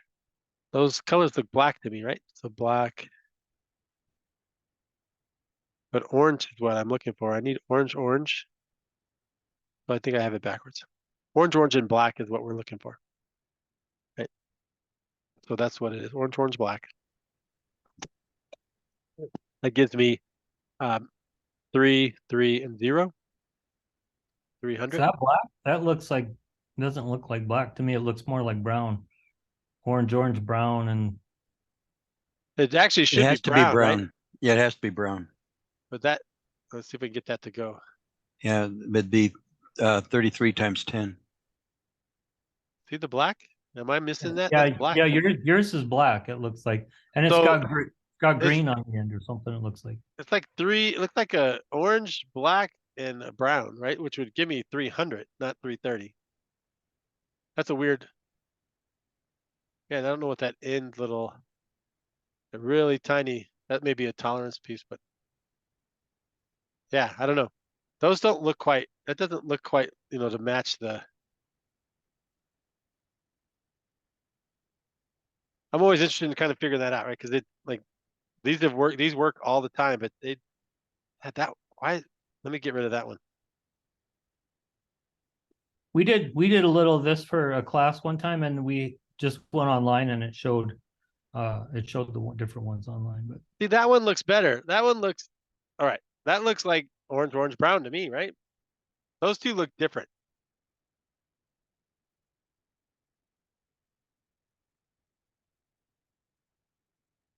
Yeah, like that's different to me. But I'm not sure what's going on with that guy. We'll get rid of that one. This is what we're looking for, right? Orange, brown. 3, 3, and brown, which is times 1, which is going to give us 100, right? The 10, this one here. So 3, 3, and then that gives me a 0. So 330. So that's the resistor, but I don't know. That one works too, but I don't, the painting on the side of it is weird. All right, good, excellent. Like I said, it's not meant to be an electronics class. Just, we want to get an idea of the pieces and parts that we're working with, and how to play with them. Okay. Chapter 3, easy. just kind of covers the parts and pieces that we have that we're going to play with. The one thing I will point out is that if you want your students to kind of dig into that more than what this one little silly chapter does, the SparkFun Tinkerkit activity guide, which we kind of showed earlier. Oop, that tutorial's retired. Go to the newest tutorial. Wonder if they even have one anymore. Did they retire the Tinkerkit? If they did, we should go grab this information quick. Wait, this tutorial's for this. Yeah, experiment guide. Updated tour activity guide. So they did retire all of them. Interesting. Okay. So this is, and I can't imagine they would get rid of all this information, but if we go into this introduction, you got to kind of dig for it. So then you may want to kind of highlight the pages. Like, so here's understanding breadboard. So I just kind of talked about a breadboard real quick, but this has like a whole series of stuff about how breadboards are, the different types of breadboards, but then how they work. And then there's what's the circuit? Here's the thing on voltage, current, resistance, and Ohm's law, how to work with wiring, right? They also goes through kind of how a breadboard came about, right? Talks about breadboards, shows you breadboard, the anatomy of a breadboard, right? It kind of gets into a lot of like super good detail. Okay, so if you wanted, you can see right there's the whole deal, right? If you want them to kind of dig in more into like these pieces and parts, that's the way to do it. Now, the other thing that they do really well is like when they get to the LED here, right? There's actually an entire, right? So you could highlight this, right? Because this is just a tutorial on LEDs, and it explains how LEDs work, right? And there's actually a video on it, kind of the different things. Polarity, talks about polarity, right? It goes into a lot of detail, right? And then it gets into a lot of detail on resistors. And then like this is, right, people like this with LEDs without the math. And there's our resistor that we were looking for, orange, orange, brown. Okay. So this would be a place like the SparkFun tutorials, like if you wanted to kind of dig into the electronic side of the components, right? That would be a good place to get some really good information. That's SparkFun. If you look up, I guess you can go to tutorials, right, and just kind of find the tutorials, or search tutorials for those things. And then there, within each of those, like if we did LED, right, so here's light emitting diodes, and then inside of this, right, it goes into what the circuit, voltage, right, what's electricity, right, what's a diode, right, polarity, like all these crazy things that you could actually dig into. For my class, I think that gets us sidetracked, right? But I just want you to be aware that they're there, right? So if you have a class that's more on the like electronic side, right, then these would be really great. I've used them in previous classes to have students understand better what's going on. So you can decide at what level of understanding you want your students to be at, as far as getting those set up and running. That make sense? So yeah, so SparkFun Tinkerkit. That's really a good place to go. All right. All right. So we're gonna set up and do an LED, right? So I know we've used the LED before to do some testing, and I've done it. You probably copied me, so I think we've done a little bit of this. And in fact, I think this is the first program already, right? But what we want to do is we want to light up this little LED, right? The LED that's right here on my board. We want to address that. So, libraries, right? So, right, Python uses libraries, and what that is that other Python code that I can pull in that gives that makes things happen for me, right? So I can pull in machine, and I can assign a pin value, and I can tell, and you can see what we're doing here in this code here is we're using the machine library to set up the variables on to get a light to turn on. Okay. So for this code, right, you're going to do import machine. Okay. And that's going to import the entire machine library. Make sure that you are connected to a Pico, otherwise you will get that kind of that funky error that we had earlier, where machine doesn't exist. And then, right, so this line here, I'm going to take this line out because that's not what we're going to do right this second. The next line that we have here is LED. So they have LED on board, right? So they set the variable LED on board. I'm not a big fan of long variable names, so I'm just going to do LED underscore on, right? So this is a variable. We're setting the variable. We're setting that variable equal to the machine dot pin. So we're taking, there's a library and a class called pin, and that's code that allows us to address the pins on the Pico. And we're telling our machine that LED on, the onboard LED is going to be pin 25, right? And then we put a comma, and then machine dot pin capital P, right? Dot out, right? So we know this is an output. So we're telling the computer, create the variable LED on, and we're going to set that variable equal to pin 25, this pin here, and we want that to be an output device, right? We want to send stuff, and we're going to, turn things on or turn, whatever. Okay. And then to get this to turn on, we address the variable, and we give the variable a dot value, and the value for this to turn it on is going to be 1. Okay. We're going to say, hey, right, import machine, import the library I need to run this. Using that library, address pin 25 as an output pin and assign that to the variable LED on. And then LED on, I want you to change your value to 1, right?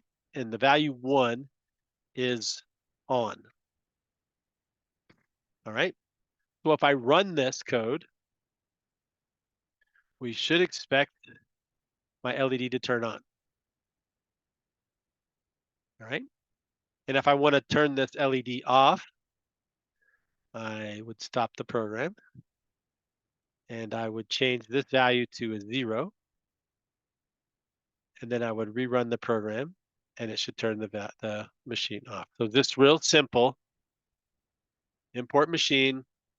I set the variable equal to pin 25. It's an output pin.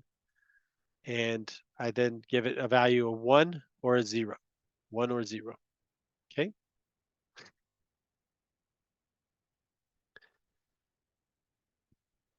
For those of you working along with me, did we get that to work properly?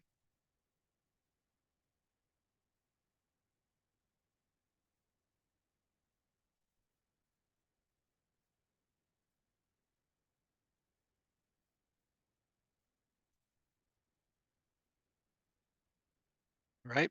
So we've been able to control the LED with a couple lines of code. Now, if I want to turn it on and off, right, I could do that. But what I want to do is I need that sleep mechanism, right? Because if I turn it on and then I immediately turn it off, the way Python works is it runs the code right in line. You won't even see it turn on. Okay. So the on value, I'm gonna hit stop here again just so I have it, right? So import machine, then import utime. So if you had just put time there, that would work as well. It just uses utime because it's the smaller library, so it takes up a lot less space and it's able to run quicker and faster on these devices. All right, and then I want this on for let's say 5 seconds, right? I would be able to send it utime.sleep. Okay, so just like I did here, LED on LED.value. Okay, that's telling me, hey, pin 25, we want to set the value equal to something. Right here, I'm saying, hey, I want you to sleep for 5 seconds. Okay, and then, all right, obviously we want to see what happens after that, so we're going to do LED onboard dot value, and we're going to give it a 0 to turn it off. Okay, so this program, right, will import the libraries I need. It will address the variable to the pin that we're using, which is the onboard pin, onboard LED. It will turn it on. It will wait for 5 seconds, and then we'll turn it off. That's what I should get with this program.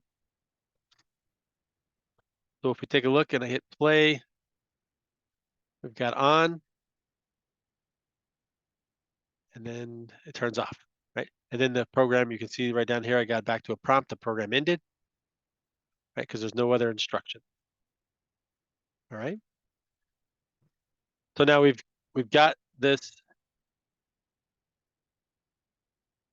right code to turn on the machine, turn on the LED, and then turn it off. Okay. What if I want that to repeat? Right, I want to do that over and over and over again. So if I wanted this to go, say, 5 times, right? The code for 5 times would be for I in range. 5 colon. Hey, Carrie. Yep. So if I've got my W hooked up, so is that a different pin for that LED? It must be, huh? Because it's not, I'm not seeing any light up. Let's take a look at the documentation real quick.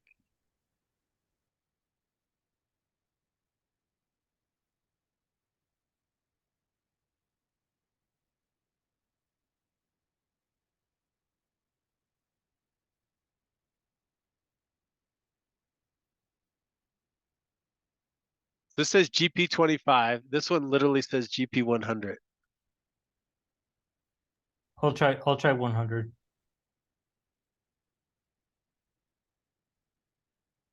Right? Yeah. But it's a different color, which is weird.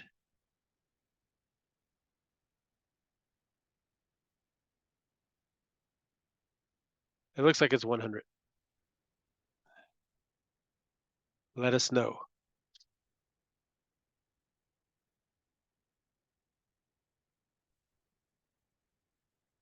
You can also ask, so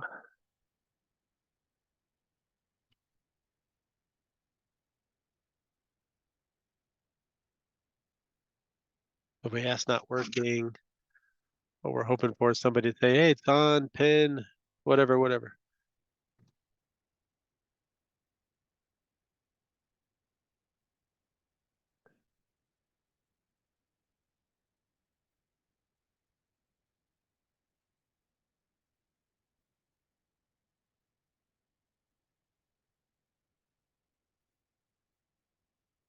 LED equals machine dot pin, and then they quote LED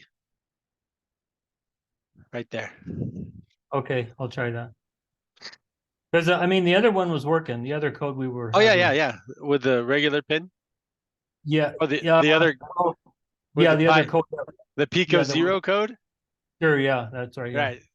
And so that's right there, right off the bat, is one of the reasons why I like that code. Like, it's not, that one is like, this is when you're dealing with like addressing it this way, like you've got to do this all the time. And I'll show you what I'm talking about in a second. So try this and let me know if that works. But if you're using a Pico W, I think instead of having 25 here as the pin number, you need to have quote, capital L, capital E, capital D, quote, and then comma machine pin out. Hopefully that works. We will pause to see if that is the case. Yeah, it does work. Sweet. All right. Okay. So that's So good. it must be like looking up, it must like store that. So it does like a lookup or something and it has the LED for whatever that LED value is, and you don't have to know the value then exactly, I guess. And I think if we go back to the documentation, so there's so two things that are weird here, right? So first of all, it's in yellow, right? So that's the first kind of indicator to me. This is it's in green, it matches, right? So that's actually a GPIO pin that's just been absconded with for this purpose, right? If we come down here to the W, it doesn't. In yellow, it's a different color. That's that kind of like, what is that? And if you look over here, that's actually connected to, it looks like some other type of controller, right? Because here's RP2040, and this one is that one onboard LED is something completely different. So they've added some piece in here called an Infineon 43. I have no idea what it is. Infineon 43439, I think it was. Form factor, minimal external component drives mass. What the? Well, maybe on our next break, I can just switch it back. I'll just switch over to the other. Oh, they connected that LED to the Wi-Fi. That Oh, Infineon chip, that 43439. that's the So Wi-Fi. yeah, so for some reason, I don't know, when they did this, they may have run out of pin availability, so they actually just piggybacked it off of there. So that's why that is addressed differently than a regular Pico. So Should that I, is something I just to be switch? go ahead. I was just gonna say, should I just we'll have a break come up here in a few minutes. Should I just go back to the other, the normal Pico chip without the W? And it will probably be easier for me to follow along then, right? Well, actually, I'd rather have these problems, to tell you the truth. Okay. Because at Okay. that point, like we're now everybody's aware, like, oh, so you have a W, that's different, right? And let me show you why it's different. Oh, And okay. I'm okay with that. Okay. If you want to continue that, that's fine. I don't have a problem with that at all.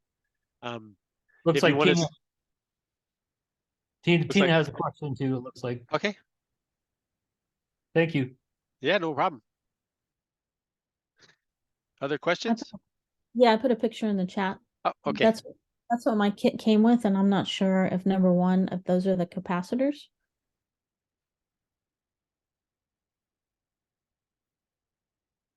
Your kit didn't come with resistors? So the black ones, number one, are diodes. Number two are capacitors. Number three are capacitors.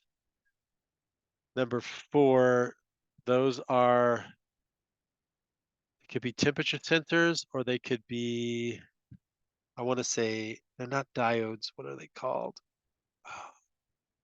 It's a different type of resistor. They didn't send you 330 resistors? Like the ones that, like these ones here, I'm looking and I'm circling like you think I know what I'm talking about, right? These here are diodes, right? They allow power to go one direction and one direction only. And these are capacitors, which are different, which I don't think we have anything that's going to need capacitors. These are not, these are either temperature sensors. They're a resistor of a certain type, but not the kind that we use. Like literally this is what we're looking for. And yours didn't come with that. That doesn't make any sense. This is a kit I got a few weeks ago, so I didn't buy it for this class. Oh, okay. Yeah, so you're gonna need you'll need to get a set of resistors somehow.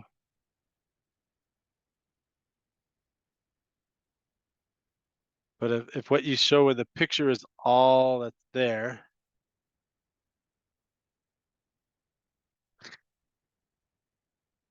all right, so we'll go through this. These are diodes, capacitors.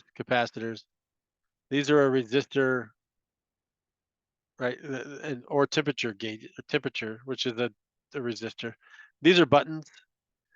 These two chips, depending on one of them, is probably a 555 timer, and one of them is probably the SN7 one there. I think that's an analog chip where we can actually put multiple LEDs in a sequence and run them from one pin. This is a potentiometer. We'll use that later. We'll use the buttons later. You only have one LED. We'll use that one. And these are buzzers. These two guys are buzzers. Could it be she doesn't? I keep 6 and I was- 7 are buzzers. Go ahead. I was just gonna ask, could it be that she doesn't need a resistor for her LED for whatever reason, and so they didn't send? No, this one does. This one, Okay. it doesn't have. Yeah, so there are some, I'll show you some examples of, I have LEDs that are built in, but they have a whole bunch of other components attached to them. But yeah, from this pile of stuff, we're missing, we could use, a handful of more LEDs, and we could use resistors, right? So we need, this resistor, we need that. Thank There's you. usually, yeah, no problem. Amazon.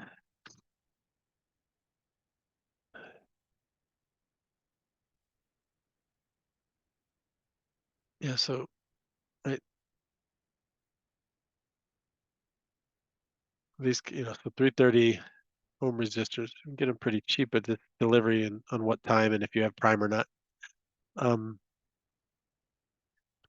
Tomorrow, that's a big pile of stuff. That has all kinds of resistors in it. But yeah, so that's kind of, we need something like that. And if we used to, Radio Shack was still around, I'd run to Radio Shack and grab some. If you live near a Micro Center, you actually could go get them. Micro Center usually has those in their DIY section or their maker section. Yeah, but without them, it's hard to, if you run an LED without that, it'll just pop the LED. And if you only have one, then it won't, you'll be out of luck.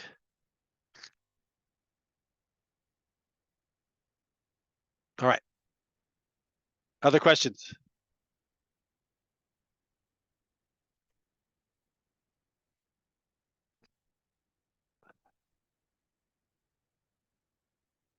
Lost my book. There's my book. Okay. We're going to keep on trucking.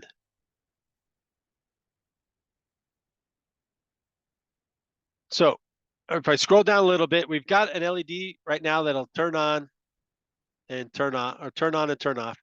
And then I was working on the next example, not the next exact example, but I was just taking what we've already learned. And I'm going to actually change this down to 1 second timing. And I'm going to run a program that will just, right, we're going to import machine, import time. We're going to set the pin. And then for 5 times, I'm going to turn it on, wait a second, turn it off, right? So I should get 5 flashes and then the program should be over. So if that is true, right, 1,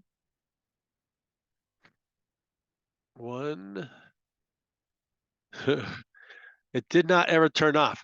So I have a problem with my program, right? It never turned off.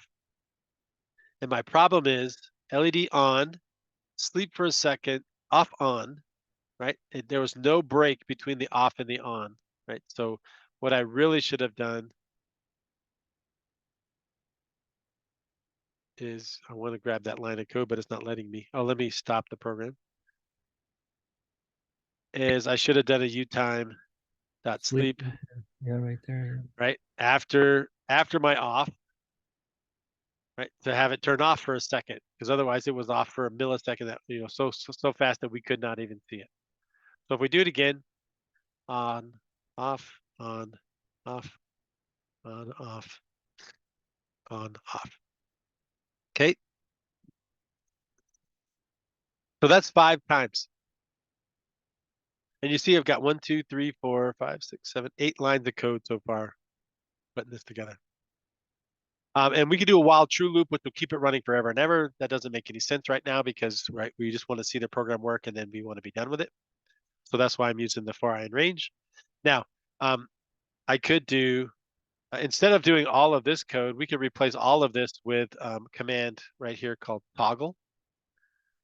Right, so toggle is going to take the state of the actual device, and it's going to change the state to the opposite value. Right, so we don't have a value here, we just have toggle. And then I want it to sleep for a second, and then I want it to toggle again. Right, so I've been able to reduce a couple lines of code, right, to get to this point. So if we do this right, then I should get the same exact results. 1, 2, 3. Oh, did we never? And once we dropped out, we never turned it off. Okay, so then if I wanted to turn it off at the very end of this loop, then I would still need to do an LED underscore on, which now is a little confusing, right? The onboard LED, and we'll turn that off with the 0. So then that would be the code to get it to do exactly what it was doing before. So I only really saved one line in this particular instance.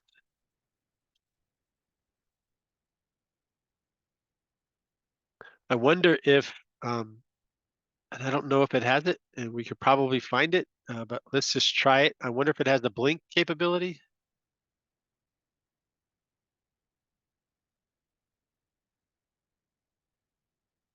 That would be weird. I wouldn't need that. That's all I would want. And that doesn't. There's no attribute blink. Okay. I was just curious to see if it did that. So you have to, in order for, to use the machine library, I've got to construct on and off and left and right and that kind of thing, right? Makes sense so far?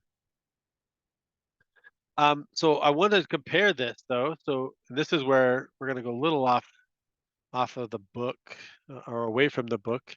I want to bring over, right? This is that, these are the recipes from Pico 0, right? So here's the Pico 0. This is the documentation for Pico 0. Remember, we installed Pico 0 earlier. And they have recipes. So they have LED recipes, right? So if I wanted this to flash, right? So instead of doing, where did I have my here? Instead of having import machine, import UTime, LED, and setting this, right? We set it this way, which is a whole lot simpler. And then we've got on and off, which is a whole lot simpler than values, right? So to me, it's simpler. And that's why I like to use it. So and I'm just going to grab this code real quick, just so we can see the example. So from Pico 0, import LED. And then it's doing from time import sleep. Okay. Did I not?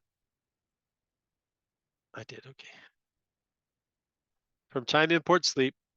And then I'm setting, oh, this is setting LED to 14, right? So I'm not using 14 yet, I'm using 25. LED on, sleep for a second, LED off. Okay, so this is gonna be one time through, and it should get mad at me because I didn't stop the program before. And there we go, right? So on once, off, right?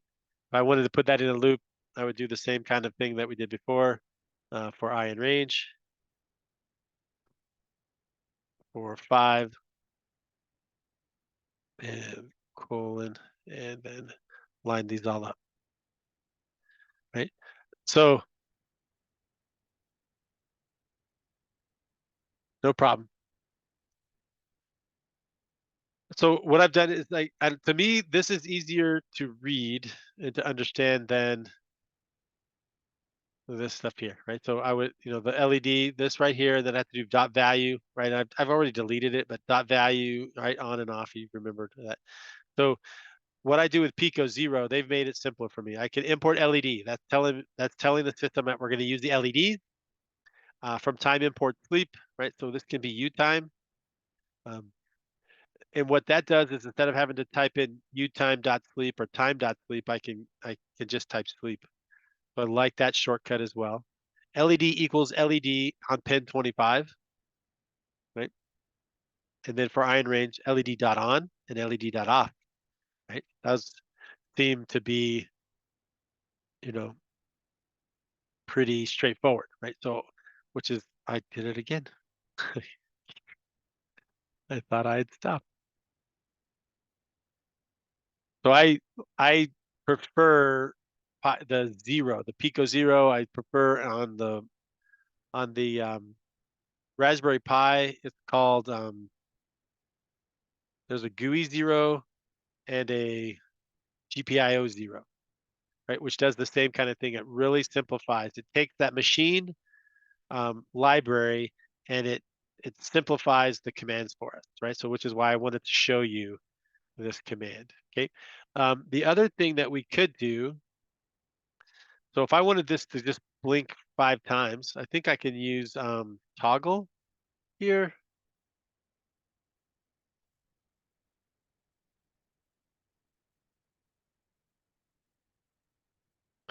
So then, right, to get the same exact results, I would have to double the loop time. And if I do that, then I should get, right, 5 blinks.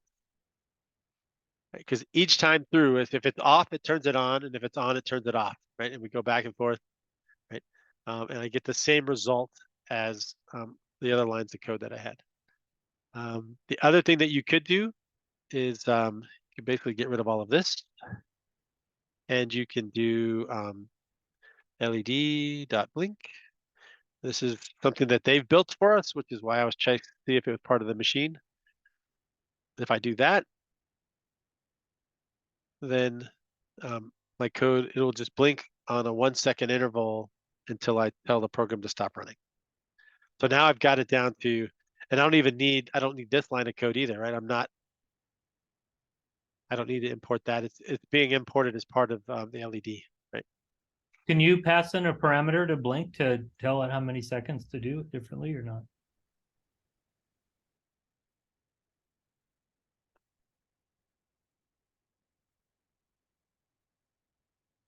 Yes.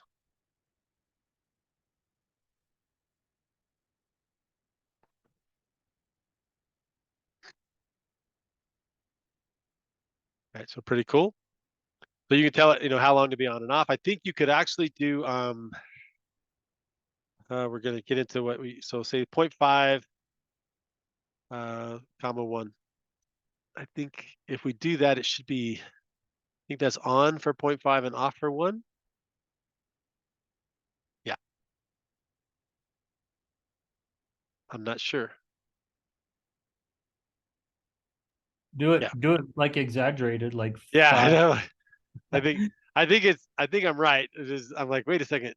That's pretty close, but yeah, have a second and a second are not far off. So on for half a second, off for 2, right? So you can actually give it multiples, right? Different. And that information will be kind of buried inside of, I'm looking at recipes right now, but the API down here, you can actually go and it'll give you the parameters that you can pass to it. So I find the Zero, the Pico Zero, the GPIO Zero, I think those 2 libraries, they make this kind of thing a lot simpler. I don't have to worry about, is this an input or is it an output? What are the ranges? It's just automatic for you, right? So LED is automatic. So the other thing that they've built in, and now again, like I said, we're kind of off the beaten path, but I think it's fun enough to see these things like this brightness, right? So brightness, which is not a normal thing, right? So it's just taking advantage of the PWM stuff without us having to deal with PWM. And PWM is pulse width modulation, which allows us to kind of take that 1 and that 0, or that 1 from a digital on, and kind of break it up into smaller pieces. And again, on layman's terms, not really the technical way it does it, but so what it's allowing us to do is actually set the value or the brightness of these things. So I'm going to try to see. I don't know if it'll let me do it with the onboard. Let's see if it does it with the onboard. So change it to 25. We're bringing in LED, and LED has brightness that we can set, right? So did you see that kind of? So you see that no brightness, half brightness, and then full brightness, and the half brightness looks kind of wavy. Okay, so we're using we're using pulse width, but we don't have to, right? We're just assigning a brightness value, which I think is pretty cool too. Then you can get fancy, right? So we're just playing with the light here. We're playing with the onboard light. We should actually set up one of these lights and do it for real on an LED. I'm gonna, whoops.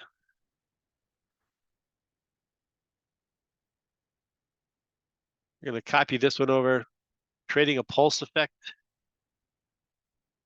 I want to see what that looks like. It doesn't like it on the onboard. Oh, it doesn't like it because I didn't put it on the onboard. I'm still using the 14. All right.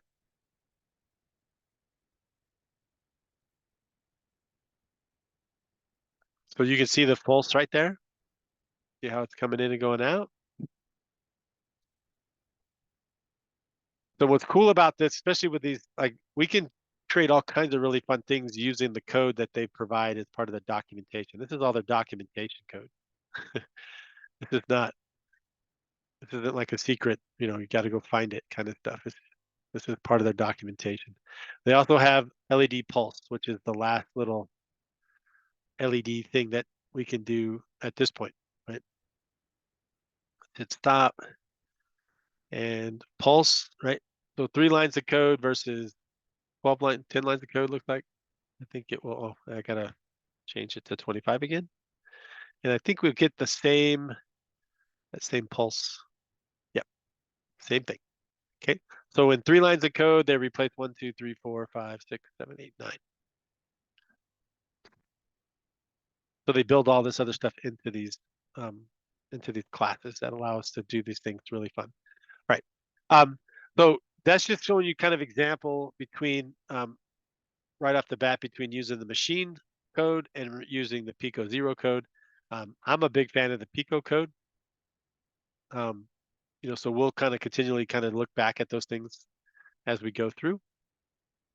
But I do want to get to we should take a break. Let's take a break. It's we have like 45 minutes left in the class. Let's do 10 minutes now, and then we'll come back and we'll be able to finish this chapter. We're gonna actually physically wire this guy up and get it fired up just like this. In fact, I don't think we'll finish the chapter because we need to get the button going. But let's take a break. I'm gonna let's do 10 minutes so that we, yeah, 10-minute timer. So we'll do 10-minute timer. We'll come back. We'll just continue on. We're gonna set up the LED and get it working, and then roll from there. Okay. Mike, let me look at this error.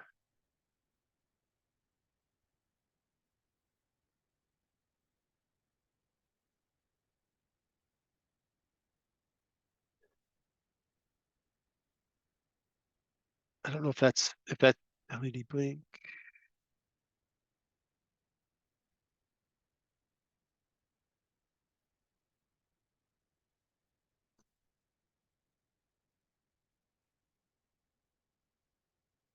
The onboard LED for the W is quote, capital L, capital E, capital D, quote.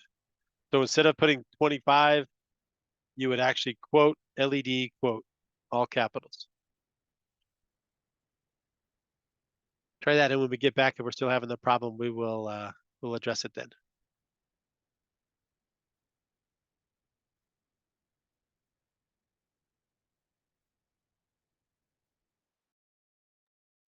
Carrie? Yes. I heard my name. Yeah, I was just gonna ask so on the documentation, were you just looking at the LED things to try, or what exactly were you working on? This stuff here? Yeah, I was working off of the Pico Zero documentation. So okay, Pico Zero.readthedocs.io. okay. And then I was in the recipes Oh, recipes, and okay. then all right. LED. And then they've got all these really cool recipes that they've already built, right? So they a lot of pre-done stuff that we can actually just throw out there and try and see what it does. Okay, all And right, then thanks. those can be integrated into your code Okay. as you go through right, as we build things. Okay, thank you. Huh? Thank you. Yeah, no problem.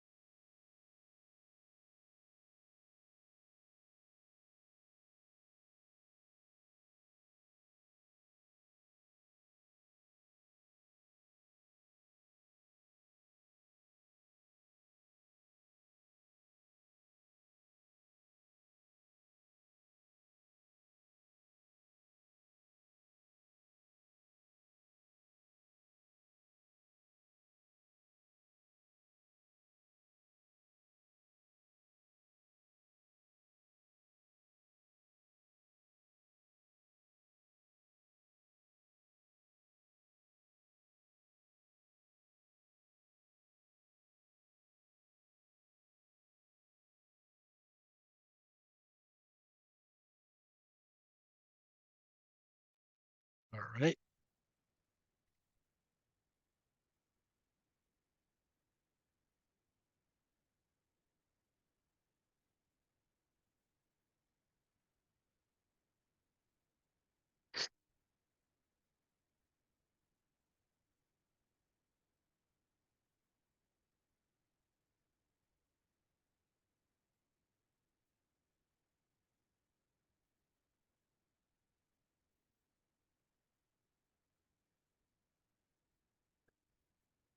All right, let's roll. We've got about 36 minutes. So we got about half an hour or so, then we'll kind of wrap up.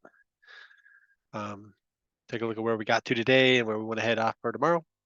So I want to continue on in chapter 4. Mike, were you able to get that functioning or no?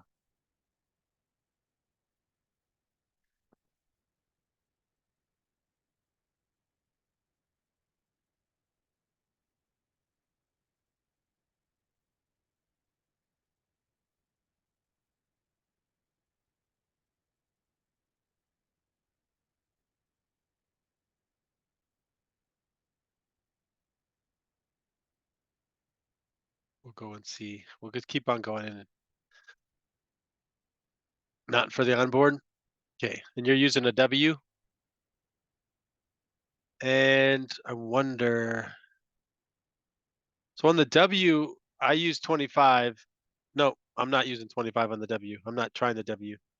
I tried it with, I just tried it like you showed me and it worked. So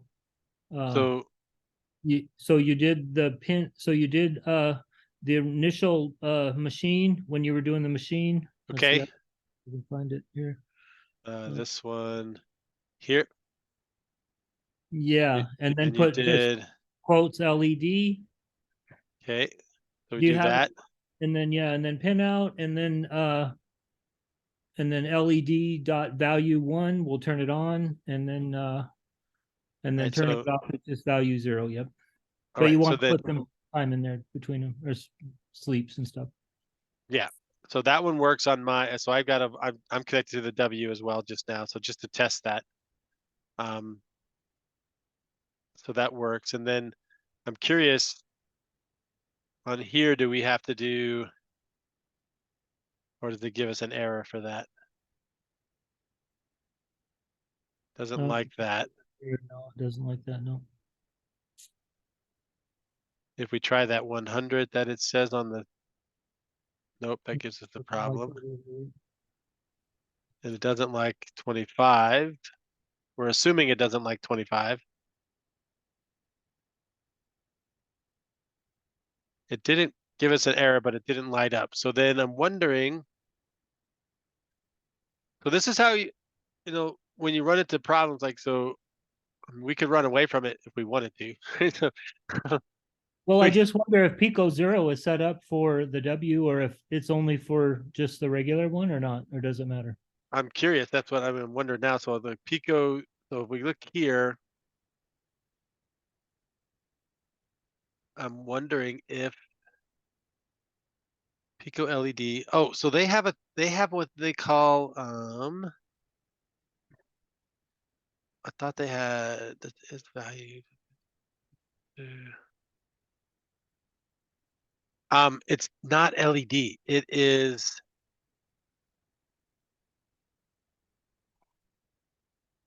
not digital. I saw an example where they imported, thought we did it earlier. Let's go to getting started. Because I thought getting started, it was the onboard LED. And it's called Pico LED. So instead of right here, instead of doing import LED, right, we would import Pico LED, which is a class specifically for the onboard LED. We don't have to assign it a variable, and then we could instead of LED, we just do Pico LED pulse. I want to say that's what it's going to do. So I'm gonna hit stop. All right. So, and we got to find the document. I'm sure there's something in the API about that, but I just remember seeing this earlier. So instead of LED, which is the regular GPIOs that we're doing here, right? We're telling it to use this. And my W is not on the screen here, but I think this will work. Oh, so they don't have pulse, so they don't like pulsing. the the onboard. Let's see if Pico run. This will do it. Let's see if this or Pico on now.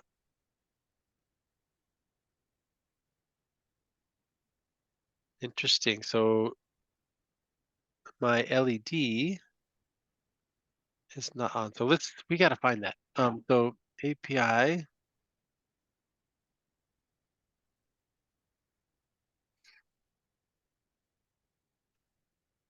They are not helping us here. There's not a. Okay, I'm going to put that on the. I'm going to write that down to figure out where the code is for the Pico LED. Because we know this. Well, that's not true. That worked earlier on our regular Pico. It hasn't worked on the. Right. So then Pico LED on the W. So yeah, I don't want to get too far hung up on that. So I'll put that on my stuff to research tonight, and we'll try to track it down, and we'll have an answer hopefully in the morning to help us. I believe we're recording. Yes, we are. Thanks for reminding me. So yeah, so we're going to table that one.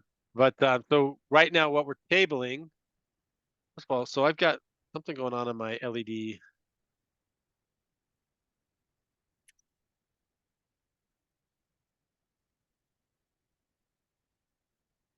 Like it doesn't want to turn off down here.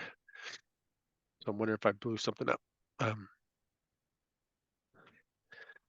Let's need to do 25. I need to switch back to my regular Pico. Another value off. Hit play. There we go. All right. Okay, good. It's kind of weird. I think it was left in that pulse state. Okay. Yeah, so I think that's something that we need to investigate, right? And with only 30 minutes, I don't want to. I know it'll take us most of that time. So we did talk about the breadboard already a couple times. So this is how, right? So we've got the breadboard set up the way they've asked us to here. What we are going to do is we're going to use external LEDs, and they talk about resistance, right? They talk about the resistors that you got to have those. So we're kind of skipping over the wording. So if somebody asked about homework, right? So homework would be if you want to gain a better understanding, right? To read these first 3 chapters or first 4 chapters. Talking about, I don't know, 40 pages. I'm sorry. First 3 chapters are 44 pages. But read through the stuff in between, right? That's kind of explaining, and I'm trying to explain it as we go. Obviously, I think the writing there is going to give it a little bit more in depth, a little bit more detailed setup. But I wanted to get to this right here so we can actually physically set up a light, right? The color of your light doesn't matter. If you want to match what's there exactly, that's up to you. What you need for this, you need an LED. You're going to need a resistor, and you're going to need, we're going to go with 2 of these cables, okay? 2 jumper cables. And so the way these things work, and for those that if you've ever used Fritzing, right? Fritzing is an online, actually, I think you can install it, right?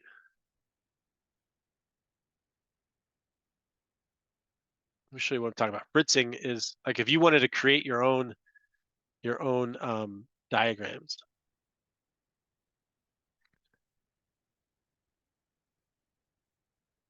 You can create these diagrams, right? And they have a Pico like this, so you could actually, you could create with Fritzing and the right templates, you can create these graphics. Like, so if you wanted to do something different, and have your students have their own set, instructions that have these graphics, you could easily do that. Okay. So what's going on here is we're pulling from that third pin, right? Does anybody remember what that third pin is? I think it's 3v3 power. No, it's not. It's going to be ground. So this is ground, that third pin, and we're pulling ground out to the blue bar, and then we're connecting the blue bar to the short leg on the LED, right? So anytime you see a graphic with an LED like this, the long leg is always the bent leg. The long leg is bent, and the short leg is not bent. So here's my LED, long leg, short leg, and I'm gonna put the short leg on that side and the long leg on this side, and I'm gonna just press those in so they seat nicely. Okay, so that's this part right here. Okay, then I'm gonna take a jumper cable, and the way this is drawn, because I know we're gonna add stuff later, we're gonna leave it like this, but the way this is drawn, I'm gonna go 1, 2, 3, and I'm gonna plug in, right? And then I'm gonna plug in, and in my case, my bar is red, but I'm gonna do the outside bar. Right? And the bar, what I mean like that is all the pins that go up and down the side there. Okay. So I'm connecting a wire from my third pin to the outside bar, right? And then I'm going to connect the outside bar to the same row that the short leg is in. Okay. So same row that the short leg is in. Your resistors will typically come like this, right? And I'll take my finger and I'll just basically wrap, right, to get this little square set up like that. Okay. And then it's hard to see this on this diagram, but there's a resistor here on the very last pin to the long leg of the LED. So in that case, I'm going to click on the very last pin, and then I'm going to plug this one into the same row. So I'll bend it so you can see, right? But I'm on the last leg, and I'm on the row with the long leg in it right here, right? So I'm on the last pin on my board, and I'm on the long leg of the LED. Now, if we were to look at our little pin out here, and I know it's hard to see that, but right down here, the last pin is GP15. So GPIO 15. So we know that we're going to address pin 15 to make that light work. Okay. So if I took my same exact code that I've already run, and instead of 25, I set up the pin as 15. That's going to be this pin, right? Running power through the LED and back to ground. And I set it to a value of 1. If I've wired this properly. Carrie? Yeah. Does it matter what direction you have you have to have your resistor in the right direction too, right? This, like, flip this way, it doesn't Okay. matter. I Like, can't if really see. It doesn't matter. Okay. Yeah, if I took this out and went this way with it, right, it's going to do the same thing. Okay. Now, that being said, right, earlier, I believe it was Tina was asking, we looked at her parts, right? If you have a diode, this diode, see how there's a big silver on one side and it's black on the other?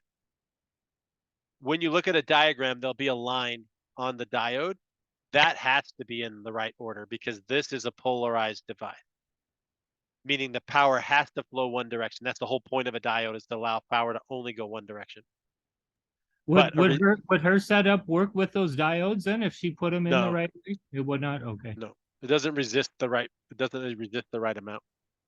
Because my kid only came with 330s. I just have a whole bunch of 330s. Okay. Yeah, then that's for what we're gonna do. That's all we need. There are other projects, like if you're gonna do a relay project, like if you're gonna set up a relay, you'll need the diodes, and you'll need the diodes, and you'll need this resistor, this 3-leg resistor, because it actually it doesn't, it's something that we're not gonna do here, but it's yeah, we don't need it for this. The 330s are going to be the probably the bulk of our resistance, right? So that's right. So I've plugged in this wire, and I've plugged in that wire. I've got the LED. I've got this. I changed my code to match the pin number on the Raspberry Pi Pico. So if I were to run this, I should get a light to turn on. So you see my light turned on.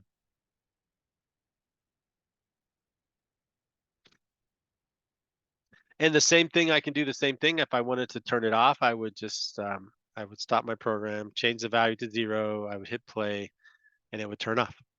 Okay. So I've got an on and off for my, my LED. Okay. Now I can also, right, if I wanted to do, again, I could do this in a loop, right? So let's just do while true this time. LED value off, and then we want to utime dot sleep, and we'll sleep for a second, and then we'll do LED underscore on. And I didn't change the variable, right? Right, so the variable is really not making any sense anymore. Whoops, LED dot value. Of 1. And then utime dot sleep of 1. Whoops, 1. Okay. So then this should turn this on and off and just keep on going until I stop the program. Right, so it should go on for a second, off for a second, on for a second, off for a second.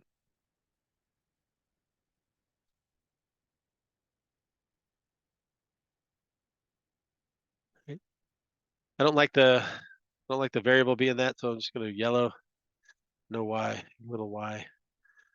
Which then I would have to change this to yellow and this to yellow. Then at least the code makes sense, right? If I hit stop, right, the program stops.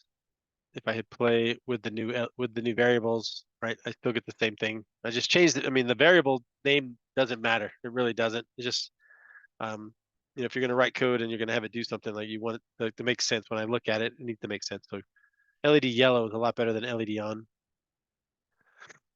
All right.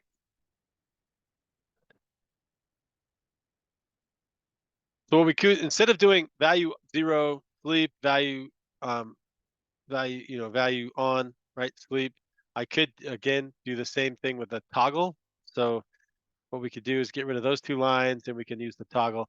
So it works the same as if we were working with the onboard LED, except we are now using the machine components, and we're using an external LED attached to a pin. Right? So we get the same thing going on. That makes sense? We're using machine time. We're setting the machine pin 15 to be an output pin, and then we're just using a while true loop, and we're toggling the light back and forth.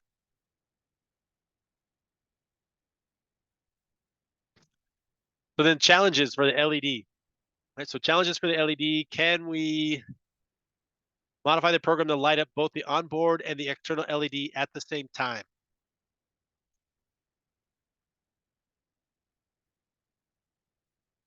What do we think? What do we need to do to make that happen?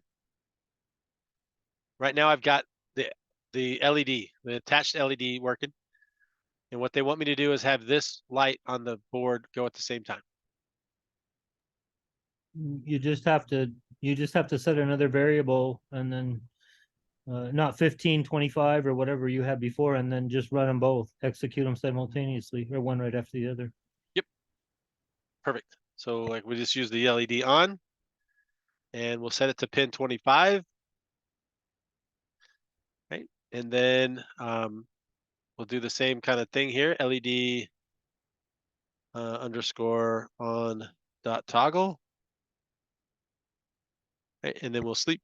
Right. So if I hit stop, what we should expect to see is both lights. So now we have both lights going.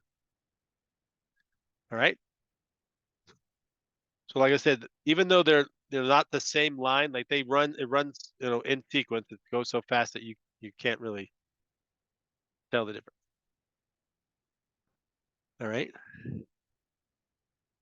So then what would I need to do if I wanted to have these go opposite of each other? What could I add to the code that I have here that would make these go opposite of each other?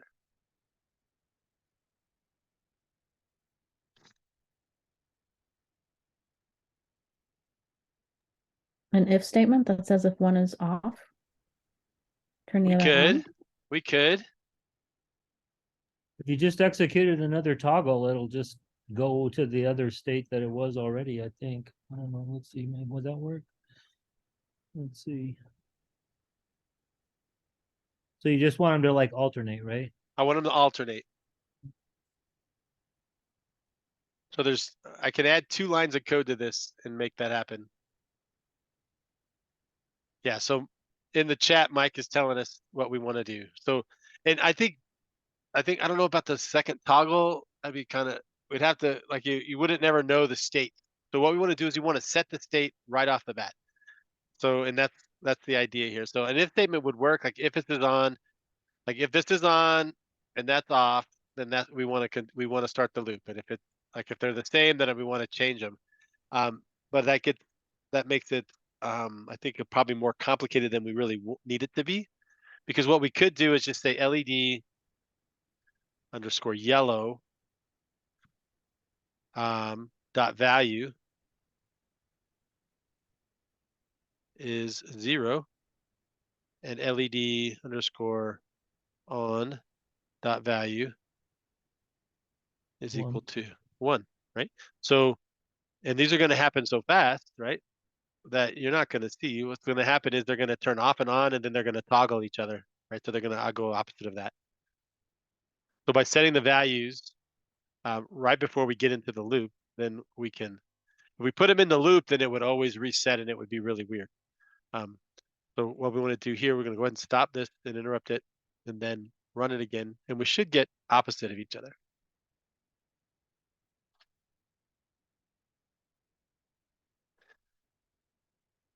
All right, so now we have it going back and forth.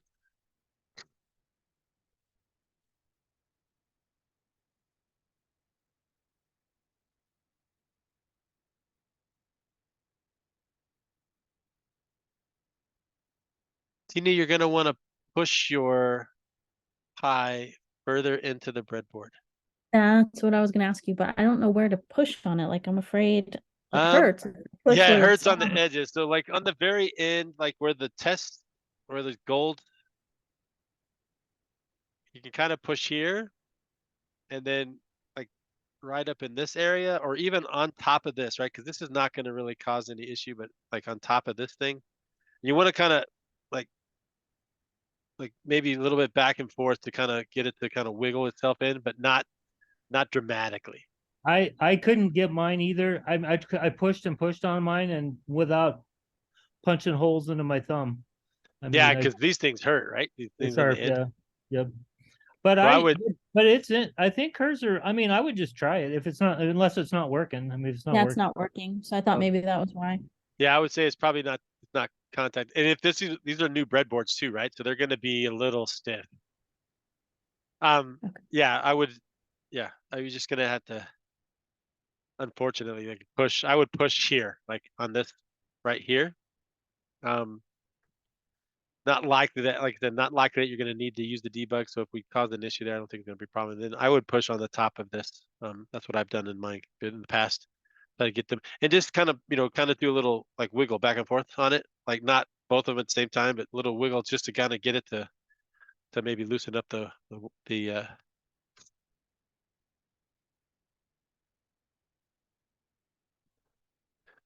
to loosen up the pins underneath. And I'm talking about the pins that are underneath here, because they're pretty tight when you get a new one. Oh yeah, it's snug now. It's all the way in. Thank you. Oh, good, no worries. All right, and then so Kevin's suggesting we use modulo. If you're getting into math, which I'm terrible. I'm an accountant. So that's probably a possible too. Probably a simpler way to do it. Like, and there's probably some is lit. I know there's you can ask is lit, right? So, so there's some other ways that we could do it as well. I think this is, That's about as simple as you can get it right there, actually. yeah, and I think You that's can, you could do some strange if thens and all that stuff like that, but I mean, that's gonna, that encapsulates all that other stuff that you're talking about already. Right. So So yeah, no, I think, but it's nice to kind of think of all the different ways, right? Because, I would tell you, we had so on my robotics team, we had, we had, we had to do a straight line thing, but it was like a curve, right? So it would go down and do a chicane, a real big chicane. And, my students that have been working on this, and they, the robot would track the line and it would get to the corners and it would make the turns. And we had a engineering student come in that was, gifted in calculus, and, he was watching them and he kind of got really excited about it. Like, well, you guys know you can have it see the line move, as you approach the line, right? So think of a white line and then it kind of goes off at a 45-degree angle, right? So he had the robot, and using, some higher level math, he had the robot see that and start to turn early. And we crushed everybody. Like the students, they were up against, computer science, like not majors, like people who were actually, in computer science, like doing this job is for real. And our robot like was 6 seconds faster over a 7-meter track because of math, right? They were able to put a little bit of math in it to see what was going on and make a turn early, which I find amazing, right? So it's just totally fun to get everybody's ideas, right? And like we can do these all kinds of ways. We could do an if statement. I think it would work, but I think it's probably a little bit more complicated. Modulo, right? We use math to get to that point as well. Try to figure it out. There's also, like I said, in the documentation we could dig into, and then there is lit, or there's like, you can check the power, right? You can check what the current state is and change the current state. Like, so it doesn't matter what state it in. Like, instead of us hard coding in the state, it would find the state that it's currently in, and they would make sure they were opposite of each other, and then it would start to go. So there's all kinds of ways, I think, that we could do that. So it'd be pretty fun as well. There's an option here can you extend the circuit and include more than one external LED, right? So could we do that? Could we take, say, this green LED, and could we add that to this, or drop it down and poke my toe twice? Could we add a green LED and make this circuit go again, right? So if I add an LED, right? So, if I take, say, I'm going to go for, oops, I'm not on the right one. I got to go to the red bar, right? So I'm on the red bar to the short, right? I don't think I can get a resistor, right, to go from here to there, right? So that would be tough. However, what I could do is I could take a resistor from the short or the long leg over to the red side on this side, right? So I got a resistor to there, and then I could take from the red here, and if I look at my stuff real quick, let's do like, the next one up is 14, right? So let's try to see if we can connect to 14. And so there's 14, right? To the next. And then could I just take this? Go ahead. said, oh, sometimes it's not working quite right. Ah, that's weird, right? We got some weirdness going on. Well, so now you have to kind of use your circuit laws, right? I mean, because if you're going to try to do things in parallel versus serial or whatever, and then you have to look at how much resistance you're getting across those drops. And so like this one should not have turned on. There shouldn't be power on pin 14. That's what, right? There shouldn't be power on this pin 14 here, which is weird. If I were to go to, say, pin, let's go to the fourth one. 1, 2, 3, 4. Do I get the same issue? So there's some issue. I've got an issue with pin 14, right? Because right now, this is what I expect it to be. It shouldn't be on. I didn't give it power here. I haven't actually made that happen. So that's weird. Pin 13 is what I'm actually connected to at this point. So I'm going to change it to pin 13. So yeah, so there was some amount of power, right? And that could be bleed over this direction, right? Maybe there's something connected underneath that's causing problems. It could be that there's a pin on my machine that's a problem, right? That pin could have a bad, and maybe it's pulling power from somewhere else that it shouldn't be. Hey, Carrie, can you explain? So are you saying that on pin 13 or whatever number that was, that you also have power coming off of that one pin? Is that what you're saying? Well, I'm curious. I think I have something wrong because when I do this, I get power. Oh, right. Okay. So I shouldn't get power. And it's like just giving me power. It's not programmed power, it's just power. Right. So which is not supposed to happen. So that's why I switched over to 13 so we could make this, right? We can make this activity function, right? And I added pin 13. And Tina, I see your question. Make sure that your LED is not in backwards. It needs to have the long leg on the resistor, right? So the long leg to the resistor, because a lot of times if they don't work, it's just a flip, right? So when like if I were to have this in backwards, we know this works, right? But if I plug it in backwards, right, the power's not flowing through the LED properly to get that to function now. But if I flip it around, I take it and just flip it around. Get in there. Now I've got that functioning right. So that would be my first, like when I see that, it's not functioning. If you run the code and you get an error that says machine doesn't exist, that would be where you need to do the machine package. But machine package is always on the Raspberry by default. It's part of MicroPython. Yeah, I'm not getting an error. I think I'm gonna try switching it, even though I have it right, I think, just to Okay. check. Yeah. No, it's not working either direction for the LED. Do you have other LEDs? Yeah, I tried a second LED. I did find more. My columns and rows, I believe, are lined up And that properly. resistor that you have right there, Yeah. did that come out of a 330 package or a 10,000K package? Oh, I don't even know. Let's see if that has a number on it. 1/4 W.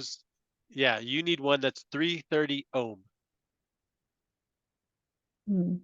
So it should have orange, brown as the colors, right? And you have looks like brown, black, yellow, and a brown. So I'm not sure which direction is which. So that sounds like it's way more resistance than you could possibly. You're not pushing enough power through the. I see this has all different colors. Okay, I'll try different.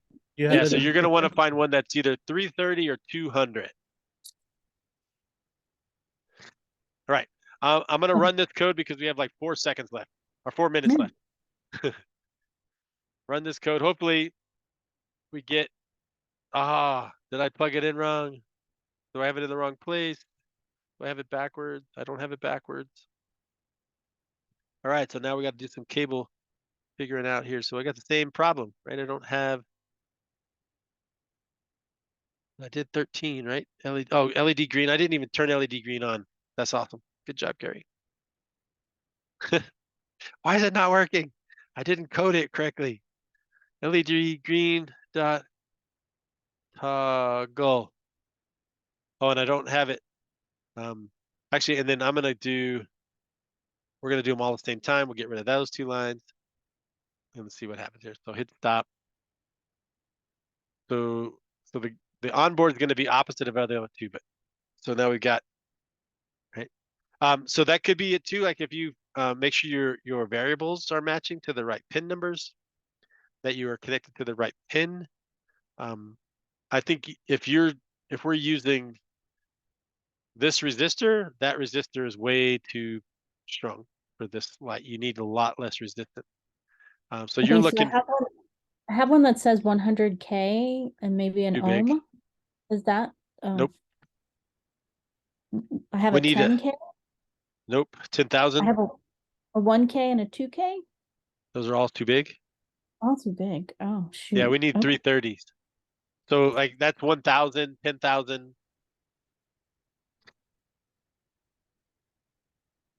I got you. All right. Oh, I have a 10 and a 220. Oh, good. 220. 220. And I have a 330. 330 will work. 220 should work. Okay, thank you. Mine comes with 330s. Yeah. Most of them have 330s. 220s are used to be what we used to use all the time. 330s have become kind of the standard. All right, so we're kind of at the time. We're getting real close. We got through the LEDs, right? So when we played with, we haven't really finished LEDs, but I wanted to get to this point where we got to these challenges and tried some of these challenges, right? They do remind you that you do need a resistor for every single light. So if you're going to do a second light, right, you would want to find another resistor. And then you have electronics folks telling you that we could tie things together, which is perfect if you want to try it. But the results are like, oh, so much fun. All right, so we have, I don't know. I'm hoping that we've had some fun today. We've run out of time at this point. We were trying to get the buttons and controlling buttons with LEDs, and you got it working. Yes, I love it. That's the best. So we're going to continue on tomorrow. We're going to basically just kind of continue on these lessons, and we're going to kind of bounce back and forth between this book and the Pico Zero stuff, so we can kind of see the difference between those two, play with some differences. Like we'll get into the PWM stuff here as well, and kind of play with modulating the lights and things. So we are gonna, like, as we go through the book, I kind of feel like it's more fun if we kind of expand out and try these challenges, and we try some different things, and we'll try the code in a couple different ways, to make it where you can see all the different options as we go through. But so I'm looking at tomorrow. I'm thinking we'll finish chapter 4 tomorrow for sure, right? Probably by that first break in the day, trying to get back to the right. Chapter 5, we will work on that probably the second half of the morning. That's a traffic light controller. So we're going to have 3 LEDs and a buzz and a button. We'll be able to interrupt, right? So we're going to interrupt the cycle, like if somebody came and hit the button on crossing the street, and we'll build that out. And we just kind of keep working from there, right? So we've got a reaction game to build, a burglar alarm, temperature gauge, so things like that. So we've got lots of really neat projects that we can do the rest of the week. There's a data logger in chapter 9. We've got we're going to play with that LCD panels. Hopefully we can get some that work. That's usually the toughest one because all the LCD panels come with a little bit different. So then connecting to them and getting them to work. So hopefully I'll have time to test that before we get there. And then we'll also do Appendix C, which is where we set up those LED lights, that spool of light, and see how that works as well. But I hope that today was enlightening, that was fun, and that you look forward to coming back tomorrow. And tomorrow is going to be 99% hands-on. We're just going to play with this. We're going to do some code. We're going to try different things. We're going to experiment with it, see if we can make some things happen throughout the day. Well, will we not use the wireless right away or till later or what? No, we'll use wireless probably Thursday timeframe. Okay, I'm just gonna switch my chip back out because Yeah, because there's the enough other- different that it's like right. yeah, yeah. Yeah. All right, thank you. So that's the plan. Yeah, so we're gonna do this probably the next 2 days. I want to get you guys like inundated with and comfortable with the physical computing aspect of this, and then I want to play with the kind of more CIS related things that we can do with the Pico as well. All right. Thank you. Cool. I hope that today was fun, and we will see you guys tomorrow. All right. Thank you. Enjoy. Stop the share.